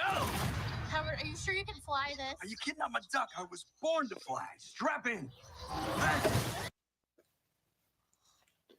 Sorry, my back hurt. I had to turn my camera off so I could freaking whack it. Because I don't like doing that shit on camera. I am wondering why it's taking them so long to do something with Howard the Duck, given that we know he's already had his own movie. And a more comic accurate version of Howard the Duck probably would have gone over better in the MCU. Because he's been a background character in Guardians for all three movies, I think. Yeah, no, all three movies. Um, they also like. I'm sorry, it's just like the art style, like still bugging me, man. Like like I think you were right. Like it's missing lines. It's missing like I'm almost getting like a Ruby thing when they switched uh animation engines. Right, because Hold the on, two most. hold on. Sorry, I like just what I was gonna say was like it's missing like kind of outlines of the shapes of their bodies, which kind of makes them feel like kind of blobbish a bit. Right. The two most sensible ways to do this sort of some like realistic three-dimensional animation style would be to either go a very textured route, almost like a Jimmy Neutron type thing, or do it in more like of a like pseudo anime style, a la Castlevania or Trece, or something like Blood of. You get what I'm saying. Netflix has done a lot of like pseudo animes, and that's why they were the ones that came to mind. But yeah, we know that Western animation can do pseudo anime alikes because Glen Arakami's Teen Titans exists, and Blood of Zeus, Castlevania, and Trece all exist. So it probably would have made the most sense to do that. Or if you're not going to do that, go the whole way and make it computer animated like Jimmy Neutron, and that way you can do the No, computer animation textures and stuff. I think it is computer animated. They're just going more of like a. It seemed like like the backgrounds look nice and stuff, but it's the character models that kind of are throwing me for a loop. Well, Yeah, okay, be more it specific. The regular human models don't look good. yeah, because it's almost like they're trying to do mocap without actually doing mocap, is what it comes off like trying to mimic mocap style without actually doing mocap.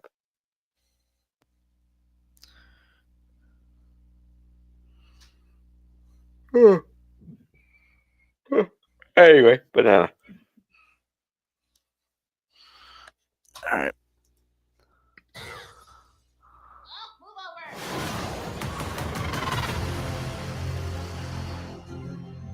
If we all go down, the world will be left defenseless. This is the shot we have. We may not get another one.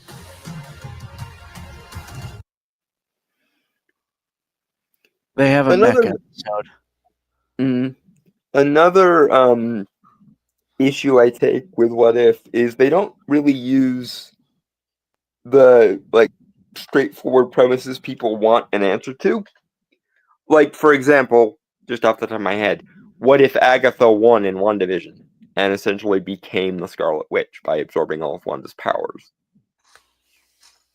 That would be another case of time to reassemble the Guardians of the Multiverse because there's another Watcher level threat out there, a la Infinity Ultron. But like stuff they do like that would have made some kind of sense, they don't do, and they pick these frankly weird what if scenarios that aren't even straightforward on their own terms, and then it's like, okay, I guess that's a thing you can do, but why though? Like the Marvel Zombies one. Why in the hell is the zombie virus from the quantum realm and shit? Because it's not as if the quantum science plays into finding a zombie cure or anything. They never do anything with the fact that the zombie virus is from the quantum realm. They just have it come from there, and then no further detail is added ever. All right. Yeah, but they have a mech episode, which the mech fan in me kind of wants to see that. Didn't they already set that up with Hydra Stomper Steve in, or did No, these they are even like address? full on. No, these are Huh. full on like giant anime mechs, dude. interesting. I'm wondering where the fuck they're keeping those, or why they didn't go that route in the main timeline then. And that's the other thing. A lot of these what if scenarios would be better if we got a reason as to why they played out in the way they did in the main timeline. Like why is Hand befucked Strange better than Heartless Strange?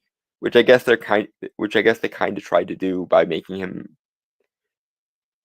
a villain, but then again they fixed his arc in the end of season 1, and then they broke it again in season 2. So, So anyway, banana. All right. Let's finish it. Oh my God, they're doing Power Rangers. Avenger, assemble.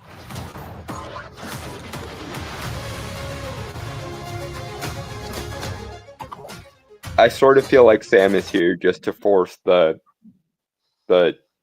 Falcon cap thing in people's minds.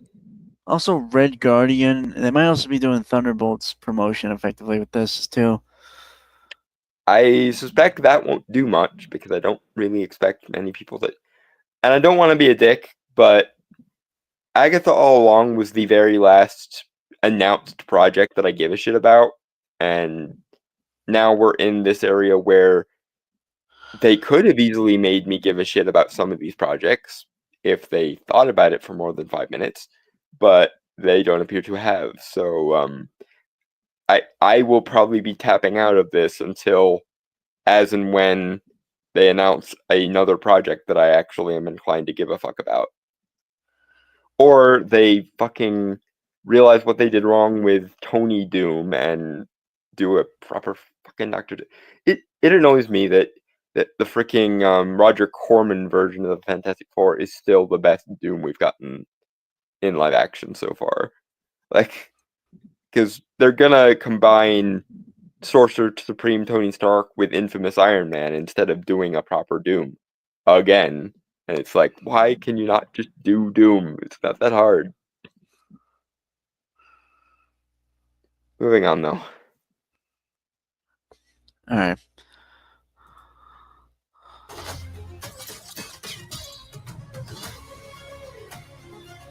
Light 'em up now!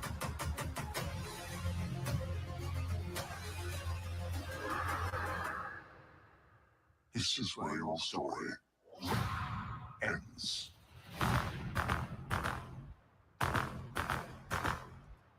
Okay, so there are more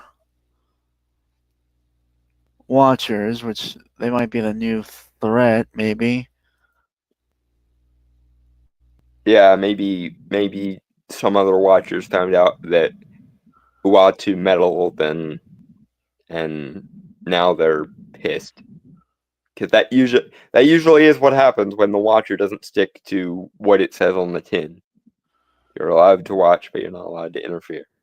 Well, And, I mean, if I remember correctly, they are allowed to interfere when absolutely, truly necessary. which is probably going to be the argument that Uatu makes with regards to Infinity Ultron. Probably. Yeah. Well, then again, I mean, the Watcher didn't do anything when Galactus came in the comics first time, so. Well, did he warn? I don't think he did the first time. I think he might have later, but I don't think he did the first time.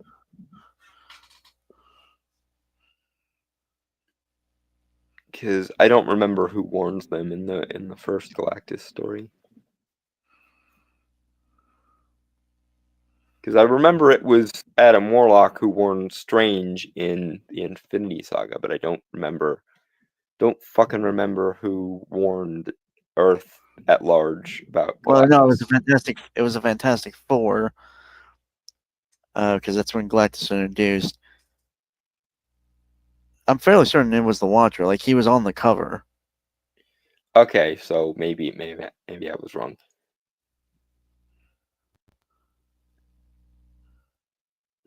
which, I mean, speaking of things that I should theoretically be excited for, but I'm not because they don't appear to have put in the effort. I sort of doubt that the new Fantastic Four is going to go much of anywhere, and I'm frustrated that they're probably going to end up butchering Galactus. I Which is a kind of don't. shame. I'm not gonna lie. I don't like that they're doing him for the first movie. Yeah, yeah, he's definitely more of a sequel villain after we have all the world to think on. Then again, we're already kind of in Scooby territory because they're doing the female Herald instead of Surfer. So I mean, to be fair, Galactus has other heralds, but Silver Surfer obviously is the. right, but for like fan service and we give a shit about the audience reasons, you probably should open with the one that people A know and B would buy a movie ticket so as to see. It's kind of like with the Doom thing. Like, I've been wanting to see Doctor Doom in the proper MCU for a long time now, especially because if they adapted parts of Triumph and Torment for a Doctor Strange movie, that would be really, really cool, and it would be a good excuse to give Steven the title already. But if they're gonna do quote unquote Doom, if they're gonna do Stark Doom by combining Sorcerer Supreme Tony Stark from the What If series and Infamous Iron Man when Doom was an anti-hero wearing Stark armor for a bit, then that's four fucking attempted, this will be four fucking attempted live action Dooms, no successful Dooms.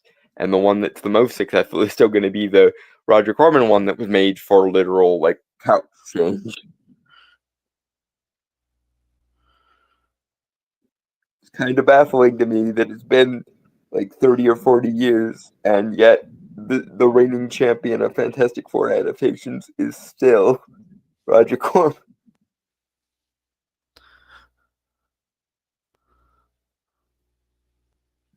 All right. Even though I did like certain aspects of the Tim Story ones. Anyway, we should banana. Right. Okay. Give me 1 sec. All right. There we go. Oh.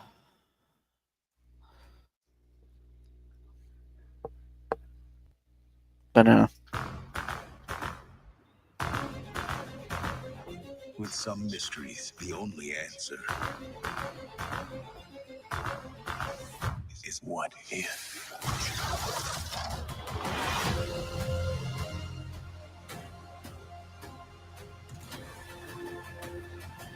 Yeah, seriously, I think would have been better for this series, right? Mm-hmm. Is maybe have a starting okay. I think we're both in agreement. It would have made more sense if it was a little more of an anthology series than having any type of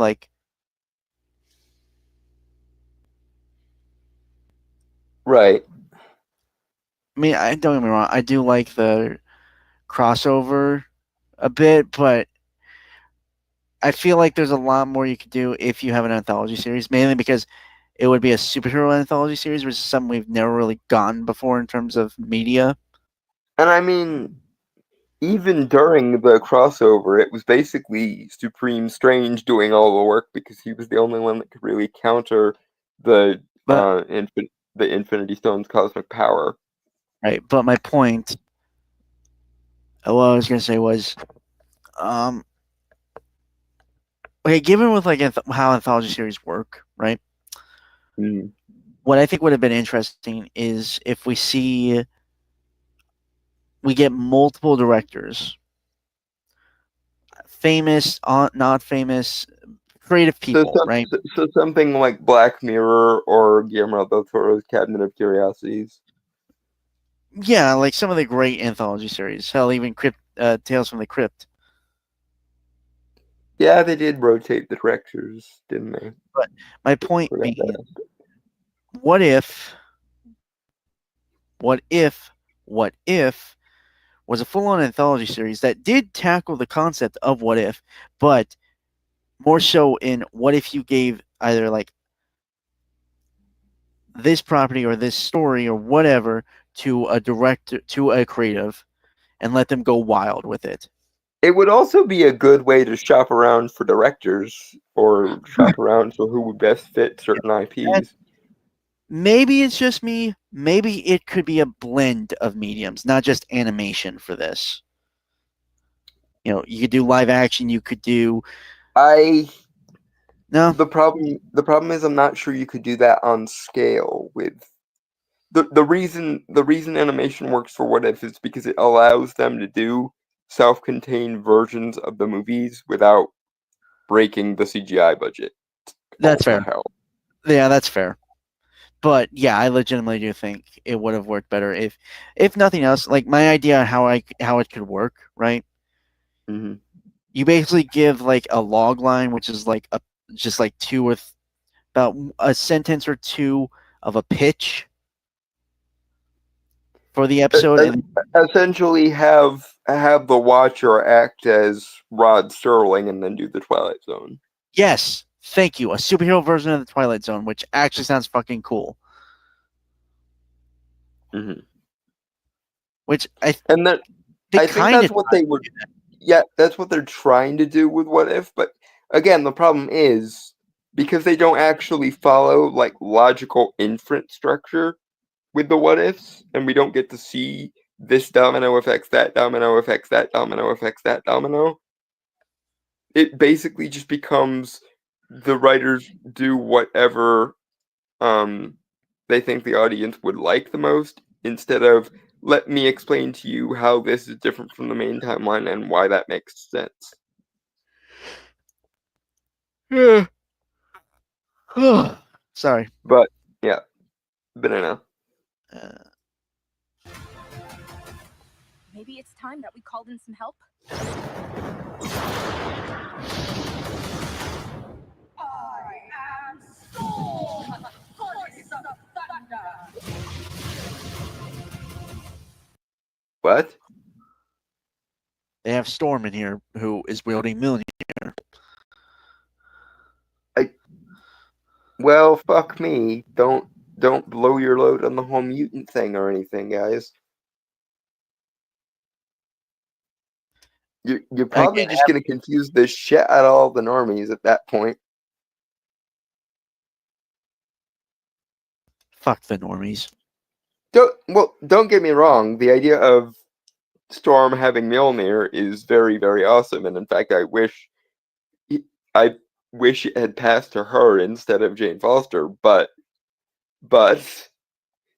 we still have this legwork that needs to be done so as to bring the MCU and mutants together. I mean, if you had done it the way I wanted you to do it and just have Wanda be the one to switch on everyone's X genes, that would have solved things, but that would have needed to have been done during Endgame, and they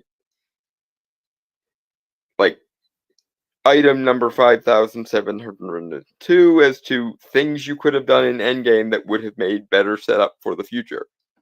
But they didn't, so now we have to either wait for the Multiverse Saga to finish, probably with a newly constructed timeline at the end, which will have mutants in. But you could have just had Wanda when fighting Thanos just go basically inverse House of M, where she instead of suppressing all the mutants, just switches all the mutants on.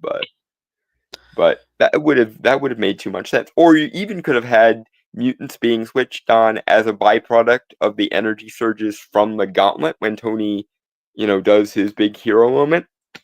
Because in Eternals, even though, they did everything else wrong, they did say that it was the energy from the gauntlet being used that triggered the growth of Celestials more than usual, which could have also been an indicator of, and it switched on a bunch of dormant X genes, but that would require actually thinking through your implications for more than 5 fucking minutes.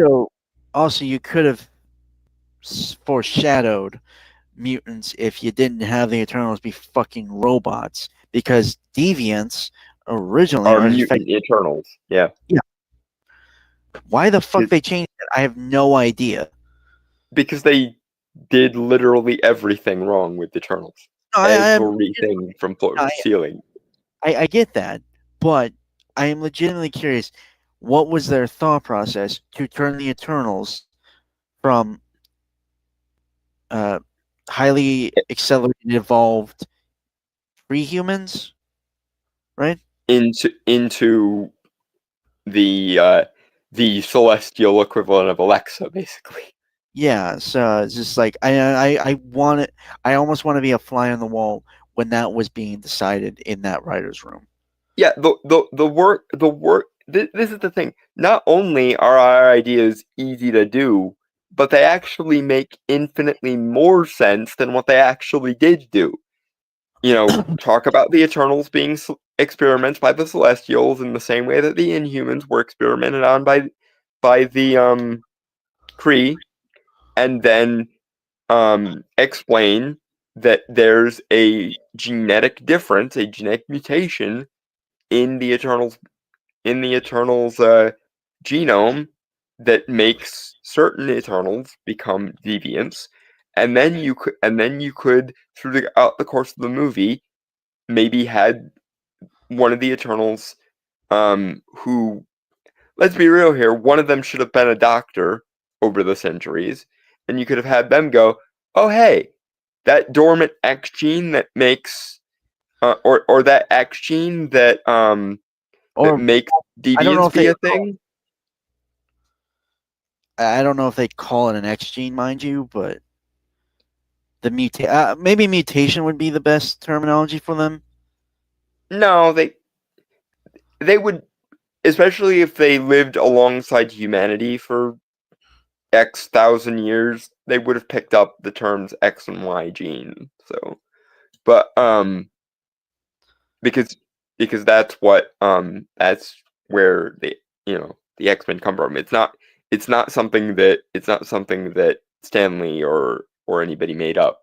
The X and Y genes are No, I actually a know thing. that, but We I'm just don't have- referring.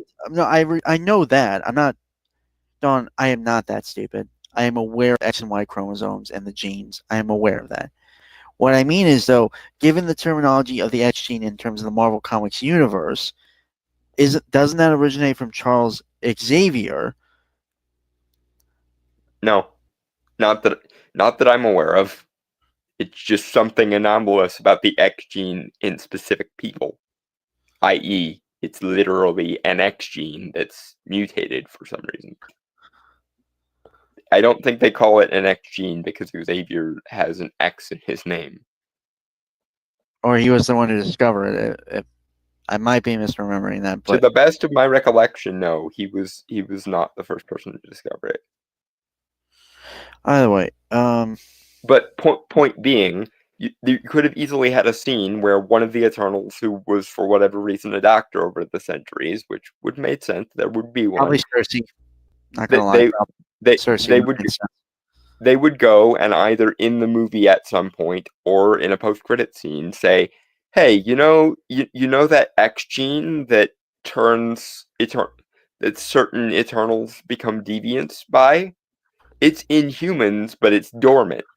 I wonder if that's something that the Celestial switched on in us."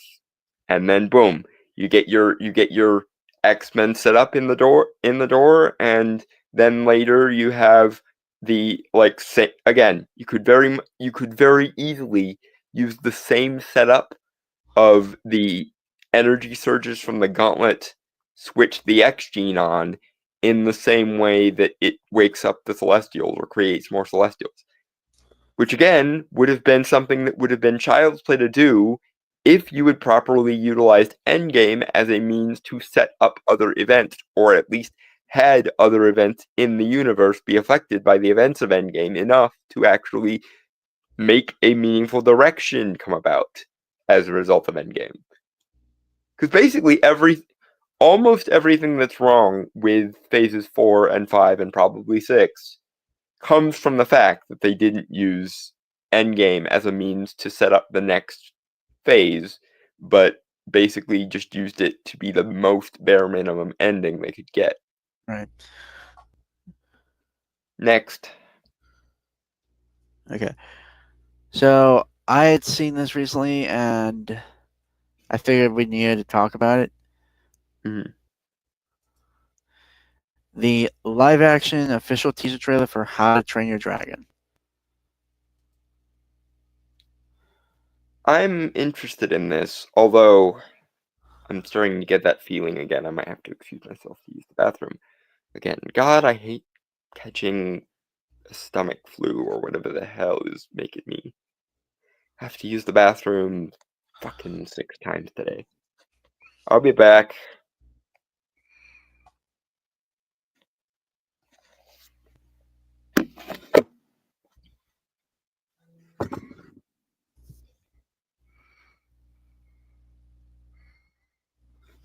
All right.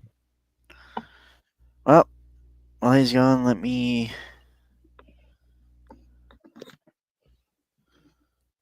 Okay. Rules of Nature by Jimmy Christopherson. I believe. The time has come to an end. Yeah, this is what nature planned. Being tracked by a starving beast, looking for its daily feast. A predator on the verge of death, close to its last breath. Getting close to its last breath. Rules of nature. And when they run when the sun comes up with their lives on the line, alive. For all that I've no choice. Gotta follow the laws of the wild. With their lives on the line, out here only the strong survive. What's done is done. Survive to see another day. Game of life, the hunter and the agile prey. No one guarantee which of them will succeed. Strong or weak. Rules of nature.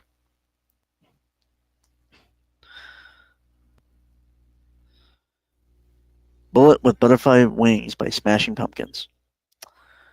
The world is a vampire, set to drain. Secret destroyers hold you up to the flames. What do I get for my pain?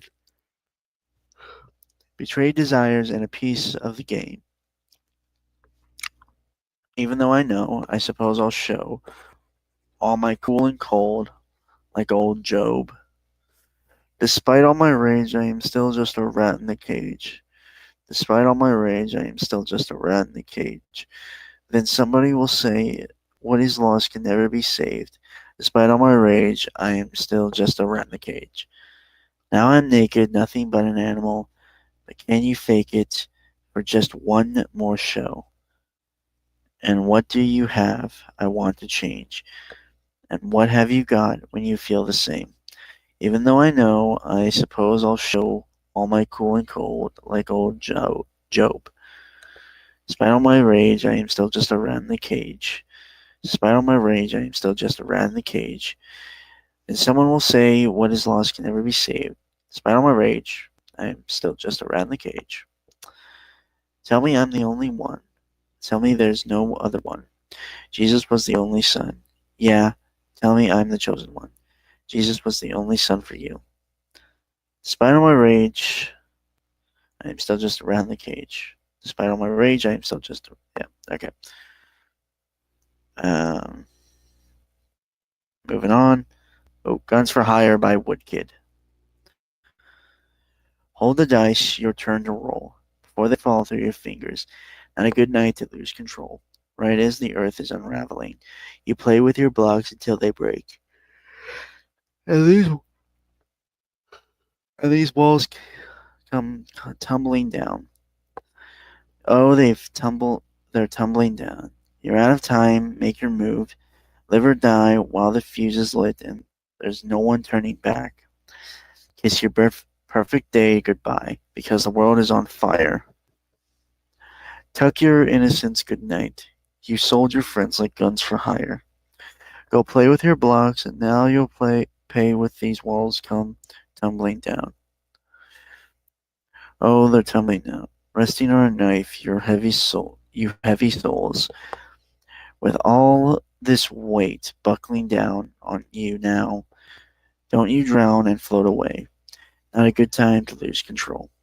Right as your marionettes cut their strings and run away. You're out of time.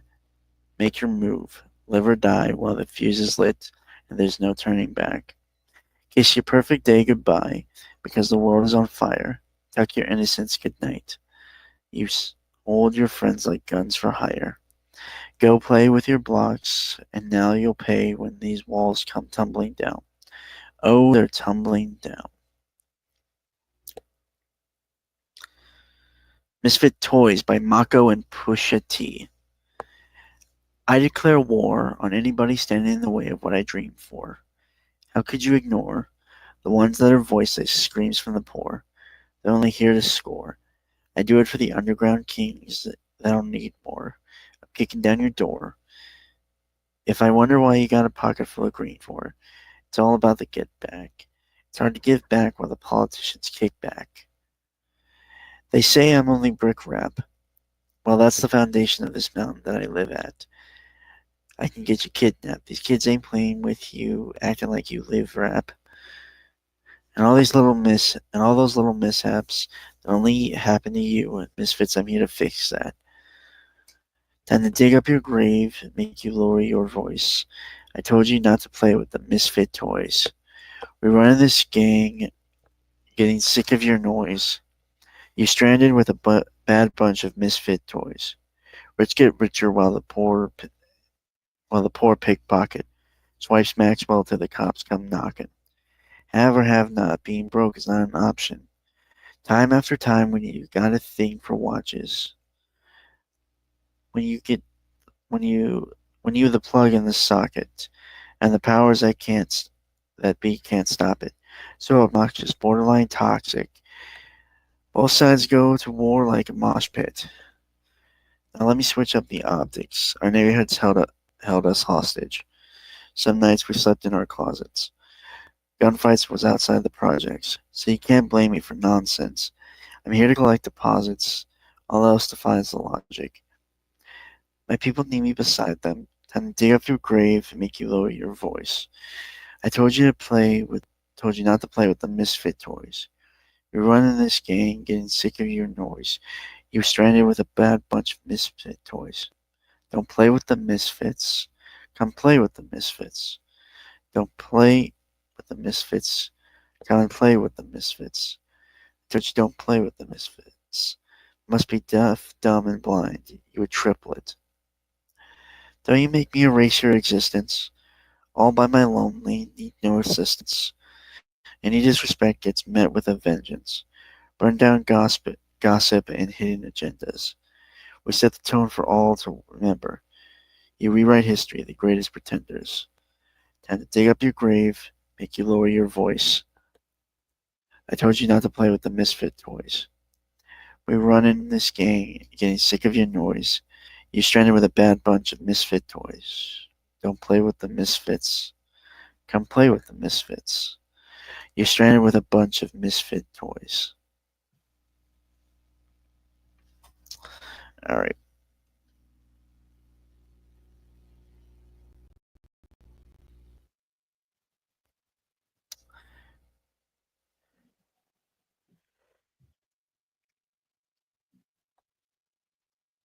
Welcome to the Black Parade by My Chemical Romance.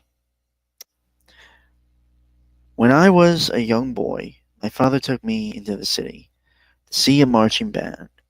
He said, "Son, when you grow up, would you be the savior of the broken, the beaten, and the damned?"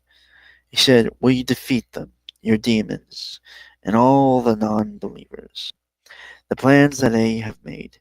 Because one day I'll leave you, a phantom, to lead you in the summer to join the Black Parade." When I was a young boy, my father took me into the city to see a marching band. He said, "Son, when you grow up, would you be the savior of the broken, the beaten, and the damned?" Sometimes I get the feeling she's watching over me, and other times I feel like I should go. And through it all, the rise and fall, the bodies in the streets, and when you're gone, we want you all to know, we'll carry on, we'll carry on. Though you're dead and gone, believe me, your memory will carry on, will carry on. And in my heart, I cannot contain it. I can't contain it. The anthem won't explain it. A world that sends you reeling. From decimated dreams, your misery and hate will kill us all. So paint it black and take it back. Let's shout it loud and clear. Defiant to the end, we hear the call to carry on. We'll carry on. And though you're dead and gone, believe me, your memory will carry on. We'll carry on. And though you're broken and defeated, your weary widow marches on and on. We carry through the fears, disappointed faces of peers. Take a look at me, 'cause I could not care at all. Do or die, you'll never make me, because the world will never take my heart. Go and try, you'll never break me. We want it all, we want to play this part. I won't explain or say I'm sorry. I'm unashamed. I'm going to show my scars. Give a cheer for all the broken. Listen here, because it's who we are. Just a man, I'm not a hero. Just a boy who had to sing this song. Just a man, I'm not a hero. I don't care. We'll carry on. We'll carry on. And though you're dead and gone, believe me, your memory will carry on. You'll carry on. And though you're broken and defeated, your weary widow marches on. Do or die, you'll never make me, because the world will never break me. Will never take my heart. Go and try, you'll never break me. We want it all, we want to play this part, we'll carry on. Do or die, you'll never make me, we'll carry on. Because the world will never take my heart, we'll carry on. Go and try, you'll never break me. We'll carry on. We want it all, we want to play this part. We'll carry on.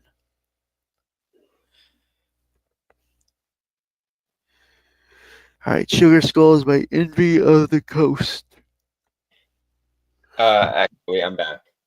Okay. I got back about a minute ago, but I didn't want to interrupt you while you were doing your thing. So. I wonder if you realized what I was reading then. Yes, I know it's Black Parade, and yes, you use that one way too much. No, I don't. You've used Yeah. that one at least 3 times that I've been in the bathroom on previous shows.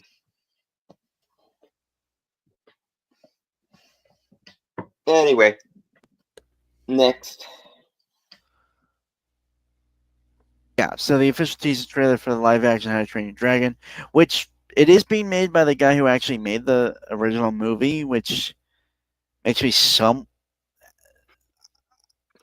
I would hope he would know a thing or two about recapturing what worked about the first one. Then But I don't know. again, I would also hope that James Earl Jones would have been a decent Mufasa in the live action Lion King, and that was sorely disappointing. So who knows? Banana. Or no, Mead? actually, why not? Dragon fruit. Oh, right. Okay. Dragon fruit. Dragon fruit. When you carry this axe, you carry all of us with you. Dad, I can't kill dragons.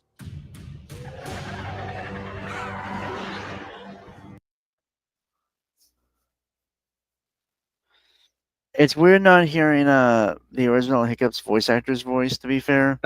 Yeah, Jay Baruchel. Yeah. He just has like an iconic voice for that character, and I get it, obviously. But I think mean, the new kid. I think the new kid's doing a pretty good job, though. I haven't seen enough to really make a judgment, to be fair. Mm-hmm. Dragon So, fruit. Give me one sec.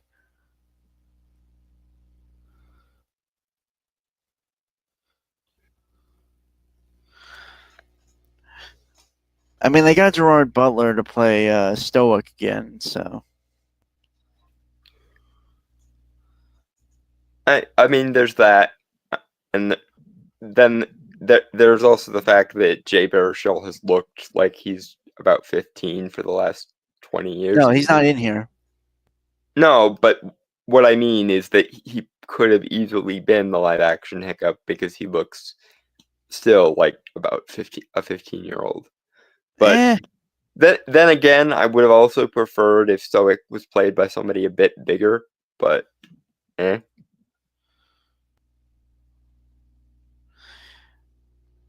all right.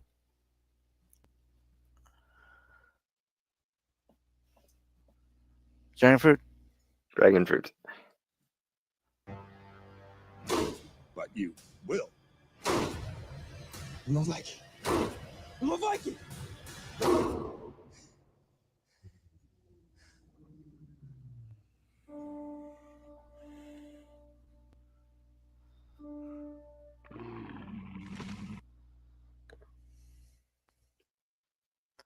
I don't know.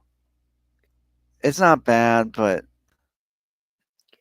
I wish they'd kept some of his more cat-like aspects, because that's one of the things that makes, as someone who very much loves him, a black cat, the cat-like nature of Toothless helped him be very, very cute.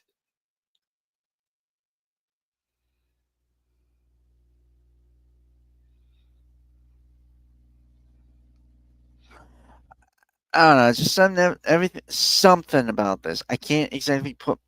I think my question is why even have this, given that the movies are good.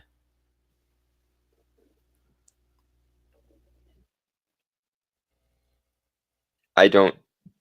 Wait, I forgot to switch the camera back on. I don't understand this. I don't understand this attitude of the first one was good, so let's not remake it. Because so many, like, Hollywood has been an adaptational medium for basically since its inception. I don't know, And man. Something about this doesn't feel right to me. Not the animation thing, honestly. I could care less. It's just like something feels missing here. I can't explain it. See, the thing is that does usually happen with a lot of these live action remakes, but I'm not getting that here as much. Okay, here's the thing, Don. You prefer live action over animation. Well, there's that too, but also, like, quite often the live action ones do feel hollow. Lion King, Aladdin, etc. This one does not feel like they're phoning it in. Does not feel like they're doing just a cheap No. tech. That's not what I mean, though. I'm not saying that. I'm just saying it feels off to me. Like there is. I guess the best way I could say, like, if I'm remembering the original one, the best of my ability, because it's been some time since I've watched that. I'm not gonna lie.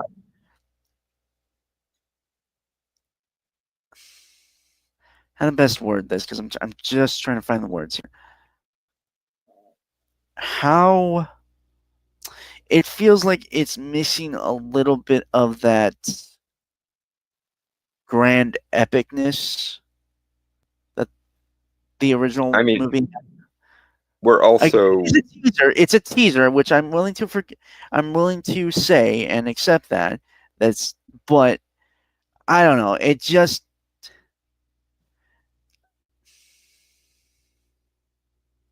I don't know. Just something here feels off to me. I can't exactly place my finger on it. Maybe if we see like a full trailer or something for it, maybe I could put it better in words. But right now, it just feels like something is off. I just can't place it. okay. Well, that's as maybe, but I'm not getting that vibe from this. Like, there are quite a lot of live action remakes that I get that feeling with, like even relatively decent ones like the Netflix adaptation just feel so small scale in comparison to their animated counterparts. But so far, I'm not noticing huge levels of difference. I guess it depends on how big they're willing to go with the aforementioned action scenes that they probably don't have rendered yet because it is a teaser trailer. But nothing that I see here is making me have, oh dear God, why does this look so cheap? Which is usually my biggest problem with the live action remakes. It's not just that it's is not just that it's a remake, it's that they actually leave out a lot of what makes the original charming in a lot of these remakes. Like, for example, compare the colors in the original Sunrise song in Lion King, or I Can't Wait to Be King from Lion King. There's so much more color in the animated one, but that's not because animation is just more colorful by definition. It's because you could have easily shot this in a very stylized, very colorful way, and you chose to go unnatural. Like, I almost said unnaturally naturalistic here, but that's the best way I can put it, I think. Because here's the thing. It's like what we usually say with the whole realism thing, and how realism is way too often just softcore nihilism for no good reason, even though reality does contain colorful, magisterial things.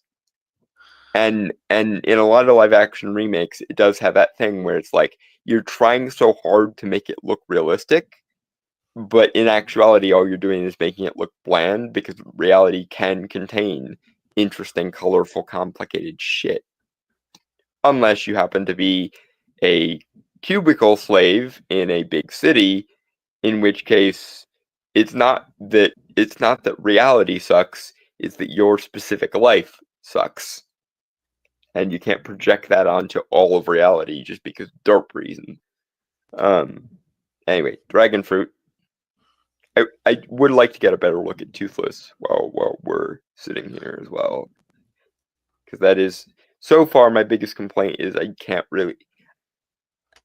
we saw the front of him for like 5 seconds, and I don't We have a have side. enough information.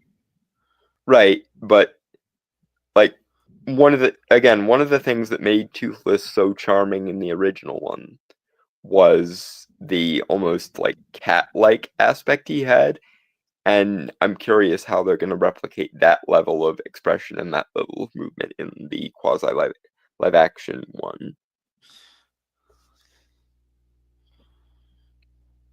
Dragon Fruit.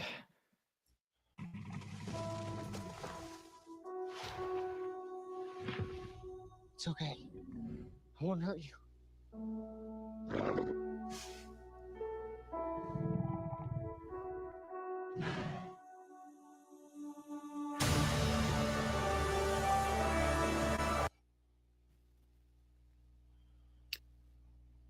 They're doing a good use of color.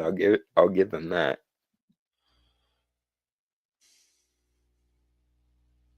I do wish Stoic's eyes were a little bit more bright in their green. Or not, but Toothless's eyes should be a little bit brighter with their green. But then again, maybe it's just the shot we're seeing.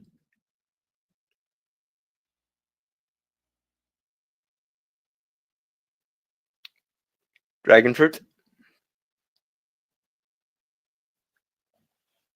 Again, just something feels off to me. I don't know what it is, but something feels off.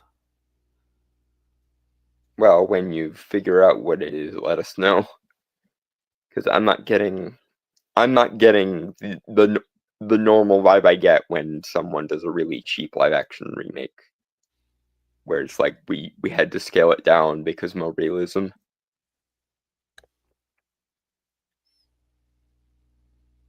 Dragon Fruit. Dragon Fruit.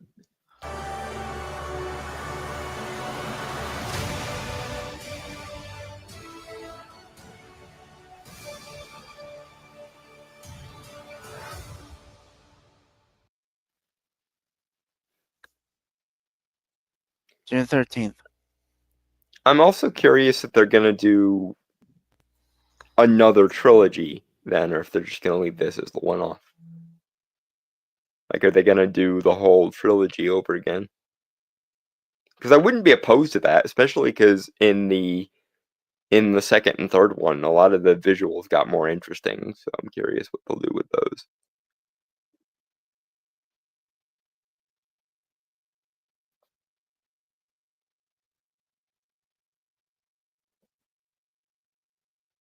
Next. Or do you want to end it off there? No, give me 1 sec. The thing's still loading. Okay.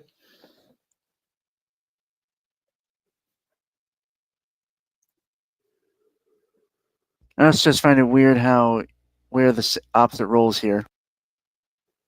Mhm. By that, obviously, I mean with like this trailer. Yeah, I Because think usually, I think as far as live action remakes go, they're doing a pretty decent job replicating stuff here.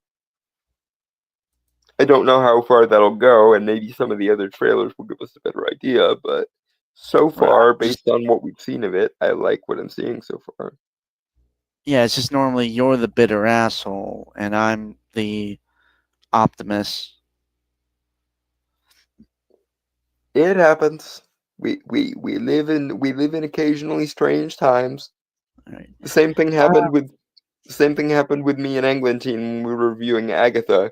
He was more muted in his praise, and I was more hyped for it.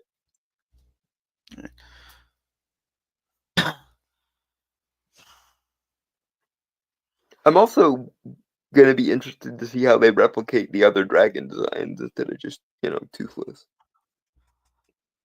Obviously, he's the important one you have to get right because the pet in this coming of age pet movie is very, very important.